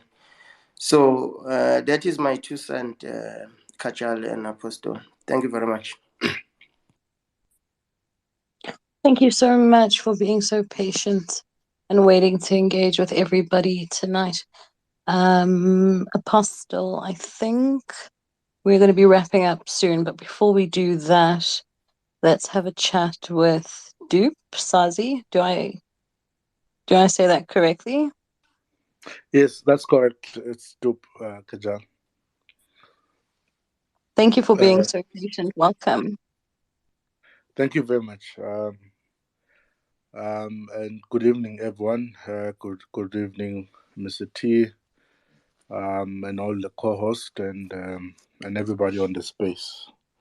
A couple of weeks ago, I can't even remember if it was a month or a couple of weeks or a couple of months ago, when the spokesperson for the Jacob Zuma Foundation was on the space, I had said to him, what was the point of appealing the judgment of the High Court that President Zuma must return to prison and serve his sentence and all that, given that he's going to lose that case, not because there wasn't any merit on the argument to be made that was made, but on the basis that there's no court in South Africa, given the Zuma laws that have been created, that can pass the test of bias against President Jacob Zuma. So what would be the point? It was like I saw it happening, that obviously the Supreme Court will reach an absurd decision, that although the not the Supreme Court,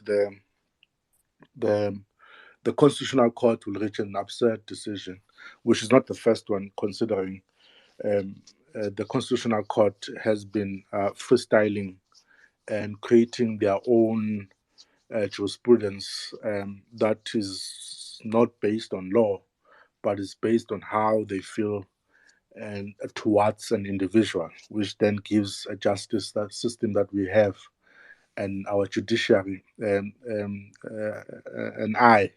So we've got a justice with one open eye. So it sees and sometimes it doesn't see. And that's the situation that we're having today in the case of President Jacob Zuma. And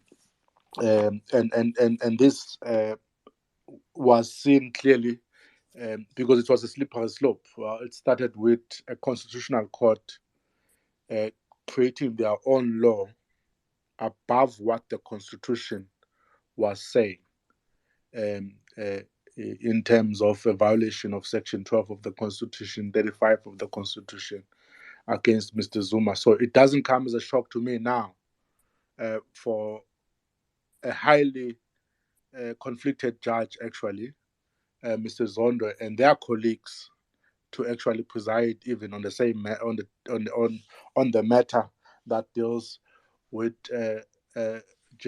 President Jacob Zuma, while they can't pass the test of bias, because their attempt is for justice to be seen to be done, and that is what they are attempting. And this is not just about Jacob Zuma. I've always said this when I'm participating on space. This is not just about President Jacob Zuma. It is about judges who elevate themselves above the Constitution. Because if you disregard what the Constitution says, what the laws of these countries that are made by an executive says, the acts of parliaments and stuff like that, then you elevate yourself above the Constitution, which is what the Constitutional Court is doing currently. And in fact, on both cases, I would argue that there has been for a while the bullying of the executive by the judiciary on the basis that ultimately the judiciary interprets the separation of powers in the way that perpetuate their own dominance or superiority above the other two benches of the state, which is the executive and parliament. So that is the situation that we have. You've got a minister who has taken a decision that is a decision that is legally sound when you look at it. It might not make people happy, but it's a decision that is based on what are the prerequisite, number one, for somebody to be released on parole in the case of Walus. And the Constitutional Court gets emotional and overturns that decision and feels that the decision of the minister, who's an executive in this case, it was unwarranted, which is bizarre in a sense, and it oversteps the separation of powers. But in South Africa, there is no separation of powers given the dominance and the stature that the Constitutional Court and the judiciary wants to impose on the system of governance in this country, and that's the problem that we are having. So even now, I truly support what Julius Malema once said about the current Chief Justice Zondo's incompetence. Even if you read the judgment, it's unconclusive. How can you write a judgment that says this will be determined by the commissioner if he has powers in law? What was the point of having the matter in court when they were talking now whether the years that he spent will be taken into account? So they make it they make a ridiculous judgment like that, and because obviously you can't although there was an attempt, you can't really challenge or appeal the decision of the Constitutional Court.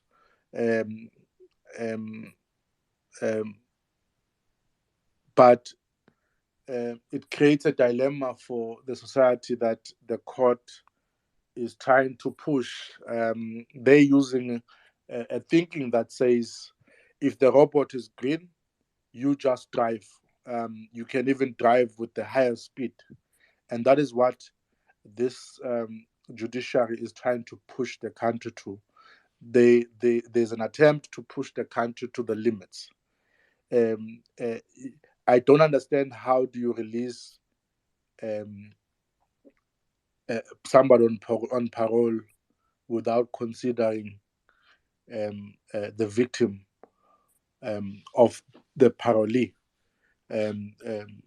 You can't, not just the victims, because the majority of the people in this country are the victims of that killer, Janusz Walus, who was just released now. So we have a serious problem. And because of this, one day, not far from now, this country and the people in this country, at least those who believe that we are derailing from what the country must reflect for an ordinary citizen there, as an ordinary citizen on the street, the people will rise against even the judiciary that we'll have. It will erode the trust that people have in the judiciary system. We've had even judges, in the case of Justice Zondo, giving media statement which is against the ethic codes of the judge to enter a debate in public about a matter that could reach courts. And that is where we are as a country. And we must look at these things in serious light, because the strike won't be about electricity tomorrow. Obviously, it wasn't about electricity in July. And we can be in that position and even in a worse position. By this, I'm not because there's an attempt now to arrest everybody who speaks freely on incitement of violence. This is not an attempt to incite any violence. This is a caution that people will run out of patience.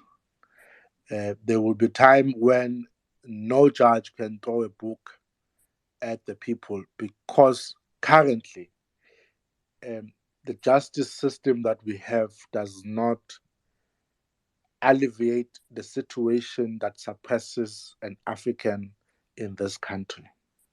In fact, it rather perpetuates the condition that is already unbearable for many South Africans, or the majority of South Africans in this country. And that revolution will be unled, and that is where we are today. Thank you. Thank you kindly, Duke, for your submission. I should indicate that we are closing the space in the next coming 2 minutes. Already we have stolen a time from a Mr. T and Kajal. Kajal has a very serious appointment with me in about 10 minutes. So we really need to be moving. So I am just going to give a Constitution about 30 seconds to make his a last remarks, a closing remarks. So Constitution, I see your hand has been up for quite some time. You have exactly 30 seconds. I've started counting. Okay, now I wanted to correct something which was said by the previous speaker. The judgment was not made by Zondo. The judgment about Zuma, it was made at the Supreme Court of Appeal, and as well, there was something which I also wanted to correct from the previous speaker. I think it was Instigator, where he said the decision had been made that Zuma, there are no medical experts in prison, so he would be treated outside. But actually, that was not the case. Even in prison, it was still treated by the military health services. So whether it was taken inside or outside the walls of prisons, he still gets the same treatment from the military health services. Lastly, it is important that people must not put two leaders, Jacob Zuma and Chris Hani, in the same sentence in anyhow, both for purposes of these sentences and for historical purposes. If you go back to history, even during Hani's funeral, Zuma was not there. He was not the main speaker. He was not any of these prominent leaders. You will never see a situation where Chris Hani has been with Jacob Zuma addressing a rally in a joyful, joyous way. So they have a history together. One was leading the military intelligence of the ANC. One was leading the military wing, but they were not together at all. They couldn't get along at all. There were books are written, about 3 books, that show that the two couldn't get together. They had issues about mistrust between the two arms of the ANC, one being the MK, one being the ANC intelligence. I just said those things must be. We can talk about Chris Hani and his own issues, and talk about Jacob Zuma within the own, but never combine the two, because the two, unless you can show me books that show that the two were well getting along together until the end. Thanks. I reserve other points because you gave me 30 seconds. Wait. And you took more than 30 seconds. Thank you nonetheless. And lying as well. Cause Constitution. Before I give a David a 30 seconds I also. was the last speaker. A Constitution, you are disturbing me. Before I give a David his 30 seconds to make his closing remarks. Oh my goodness, I almost made a mistake. Let me equally give a Tofolax a 30 seconds to make her last submission. Tofolax? Yes, no, thank you, co-host. I think, we must reject this false narrative from these imposters that come and try and rewrite our history. I mean, where would Chris Hani's wife have placed so much trust in President Jacob Zuma after Chris Hani had died? He is basically the one comrade that she placed a lot of trust, just like Mum Winnie did. And I think that we've got a litany of photos and a litany of literature where Chris Hani and President Jacob Zuma had worked together. I think that this nonsense of Stracom and the propagandists to come and tell us our history must really be rejected, because Constitution, your lies is really, today is one of those days that nobody should take your nonsense lies. Really. Thank you, co-host. This guy just makes me sick. Thank you. Thank you Refer me to the kindly. book. A Constitution, I haven't. Please, respect the decorum of the house, please. Thank you kindly, a Tofelax, for your submission. Mr. T, I am having some issues with a Kajal. If you can just assist me to reactivate her. I don't know what happened to her. Let me just hope that she'll be back before the space is closed. Poor Kajal. David, you have the platform, my lead.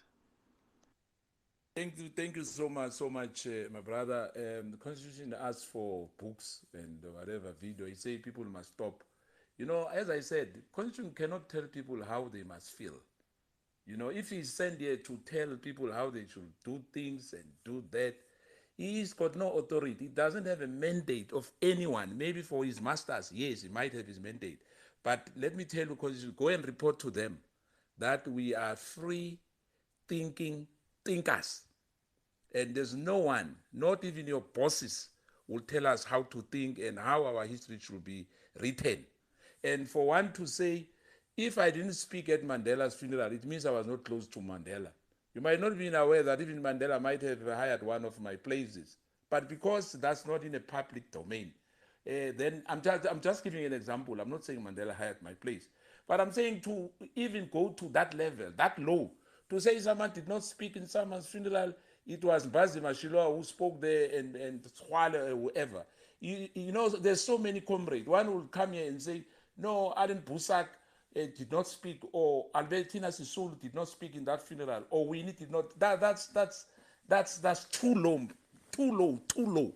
But anyway, some of us, we have videos, we have photos, because we keep this in our archives, and we don't owe you anything, to prove anything, but you can continue with your masters. We have today the Chief Justice, Apostles, who has 2 votes out of 25, 23 for Maya, 2 votes, but he's our Chief Justice. And people will come here and say, hey, there's rule of law, there's this, there's that, there's a democratic right. A president's got prerogative right. Why is other presidents were not having those prerogative rights? Were taken away from them. But I'm saying to you, please, Apostle, next time, but I think I'll give it to Mr. Chew, when or you, yeah, depend would be on space. As I said, we'll unmask that constitution and Gugulam. And I think it's time that we deal with this thing, because for them, they think they are too sophisticated, they are too intelligent.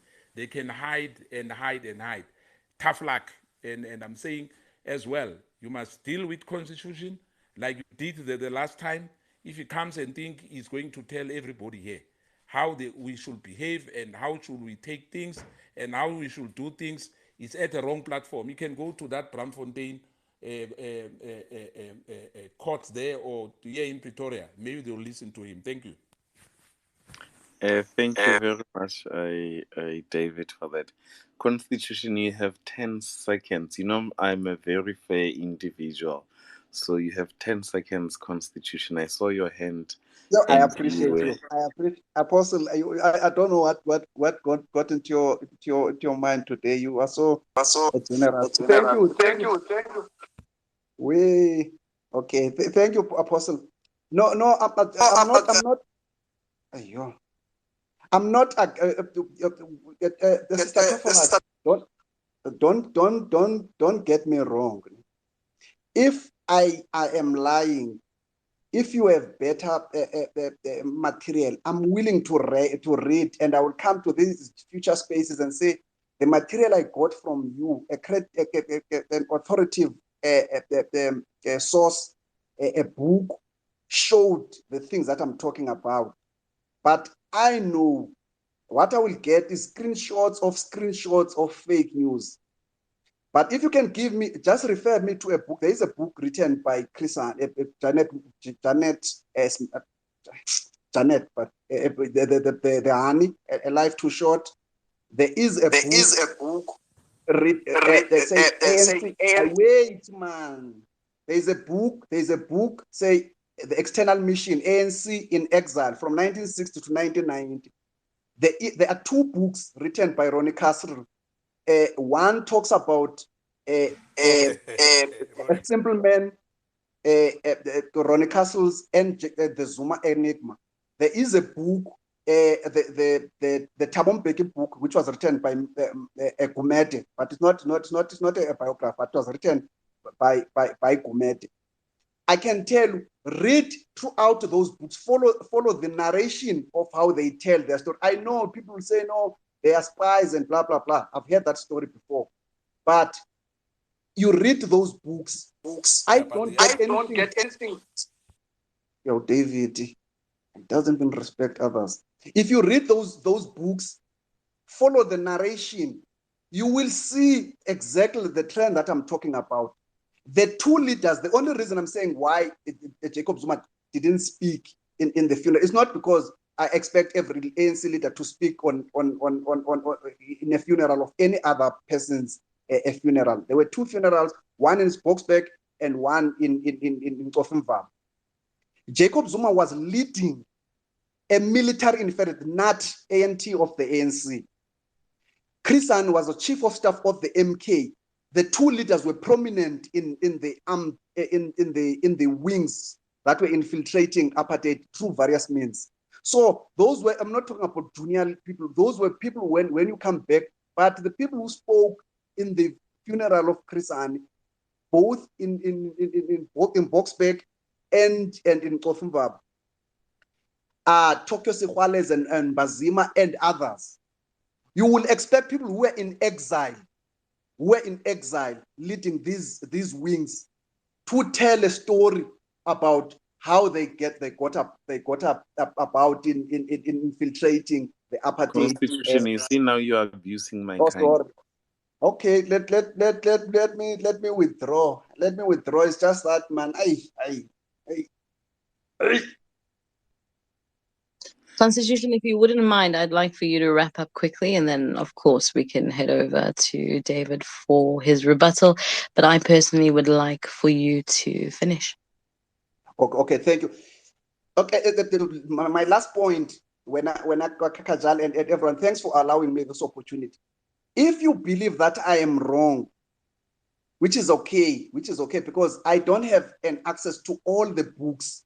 There is books, many books that were written about ANC in exile and during the transition. Please refer me to that book, even to a page which tells a contrary story to what I've been telling. It's not my story, it's the story that I've read. I was not there, I was too young to be in the struggle.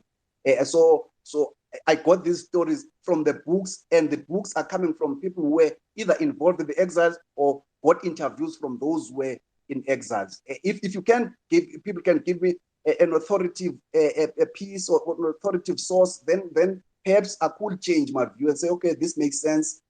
Perhaps these ones were biased. Thank you very much, Kajal. Thank you, Apostle. Thank you, Mr. T, for organizing this space, and everyone who has come to speak before us. Thank you very much, Constitution.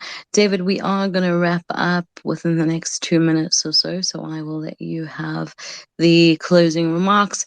Thank you to everyone for allowing me. Sorry, David. Thank you to everyone for allowing me to be on this space, and of course to facilitate for you guys once again. David is quite eager. I see Apostle. We will give you a chance in a minute. Thank you to everyone who came up and spoke. Thank you to everyone who joined us. Constitution and Apostle, thank you for semi-behaving tonight. Miss Hella, a pleasure as always. David, I'm going to hand over to you if we could keep it brief, and thereafter we will close. Unfortunately, Constitution is reading Abu Peter Liebenberg and Max Dupreez and Ronnie Castrol's. He says, yeah, he knows that. We say those are spies. You don't change. If they are spies, they are spies. We are spies within the ANC itself from exile. So it's nothing new on that. And I'm just saying to you, I'll ask Limpo Hani to be on our space to make things simple for this, because Constitution wants us to believe that Zuma is nothing. You know, it doesn't. They didn't go well with. He didn't never read a book because for him it's only about books in his life. You know, he doesn't know these people. He only reads. You know, some of them we know them. Some of them we sit with them. We eat dinner with them. You know, and we speak about things which happened in the past. What happened to our lives and their lives. And some things are not in the book. Like you won't get me in those books as well. You know, not that I'm that important, but I'm saying. Everyone is equal if you believe that it's equal before the eye of the law, or everyone is equal under the sun and whatever. But I'm saying I'll help you, Mr. Apostle or Kaja or Mr. Cheu. I'll try to get a limpo for you, and thereafter we'll unmask Constitution as well and Gulam. Fortunately, Gulam is not coming on our space, but we will start with this so-called Constitution. You know, and I think as well that will help a lot of people here on space, but Limpo as well. Maybe let's give him a chance because I think she's still, and I understand. You know, people like Constitution, they don't even feel shame that they are ridiculing this woman on their timeline with their because obviously they are paid to do all these things. You know, they don't see anything. You know, the pain which that woman went through and her kids and her family. Besides us, you know, but them, they feel that, you know, but is catulo. Sishisa umnikazi, you know, singakhalisa kodwa ke a person oza ubuhlungu kakhulu ulo osifakile isicathulo isincane. So this Constitution and Gulam and Errols who are all over and all these Europeans who are busy saying, yeah, no, you know what, there's nothing wrong, you know, there's nothing, because they don't feel the pain, and as well it favors their narrative, you know. But I can tell you now, just a question of time. Their days are numbers. He said he gave them two. There's karma. You know, me, I'm not giving you much about this so-called Constitution first, because already he's been unmasked and he thinks he's intelligent. And I thought it's somebody, you know, but yeah, it's okay. Let's talk on our next space. Thank you so much, and thanks for listening, and thanks, Mr. Cheu, for your space, Kajal, for Apostle and all the space listeners. You know, we are very happy that Mr. Chue and you guys are back. Thank you so much. We are back, and it's quite interesting. But you must deal, Kajal and Apostle, with this so-called imposters here, you know, because we can't talk to people who we don't know. Thank you. Thank you very much, David. But we know and we are well assured that we have people like you who will always be in the background to have our backs. So thank you very much to you, David. Thank you to everyone on the space this evening. Apostle, thank you for behaving. Constitution, you not so much. Mr. T, I understand that you are out and about. Thank you so much. If you could close for us.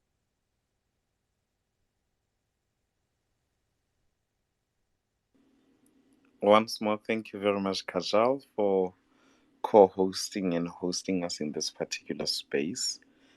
Thank you also to our listeners, and we are sorry for those who just joined us, and I see we're having a lot of requests, but unfortunately we have to close the space now as we started long time ago, and due to parental commitments, Kajal and I have to be out now to fulfill our parental commitments. So we will see you in our next space. And I see that Bongiwe already took Mr. T. That is why he's unable to come and give his closing remarks. But we do appreciate Bongiwe for that. Yeah, so thank you kindly to everyone.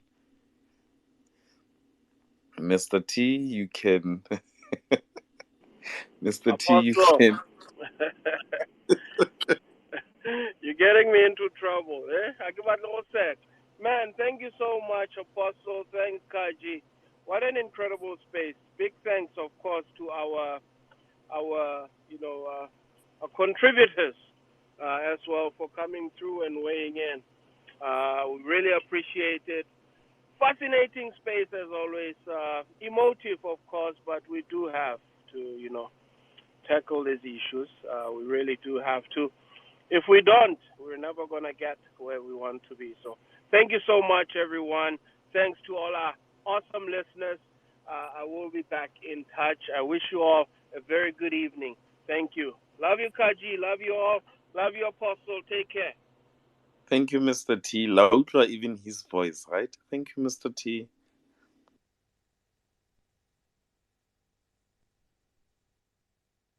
What a violence.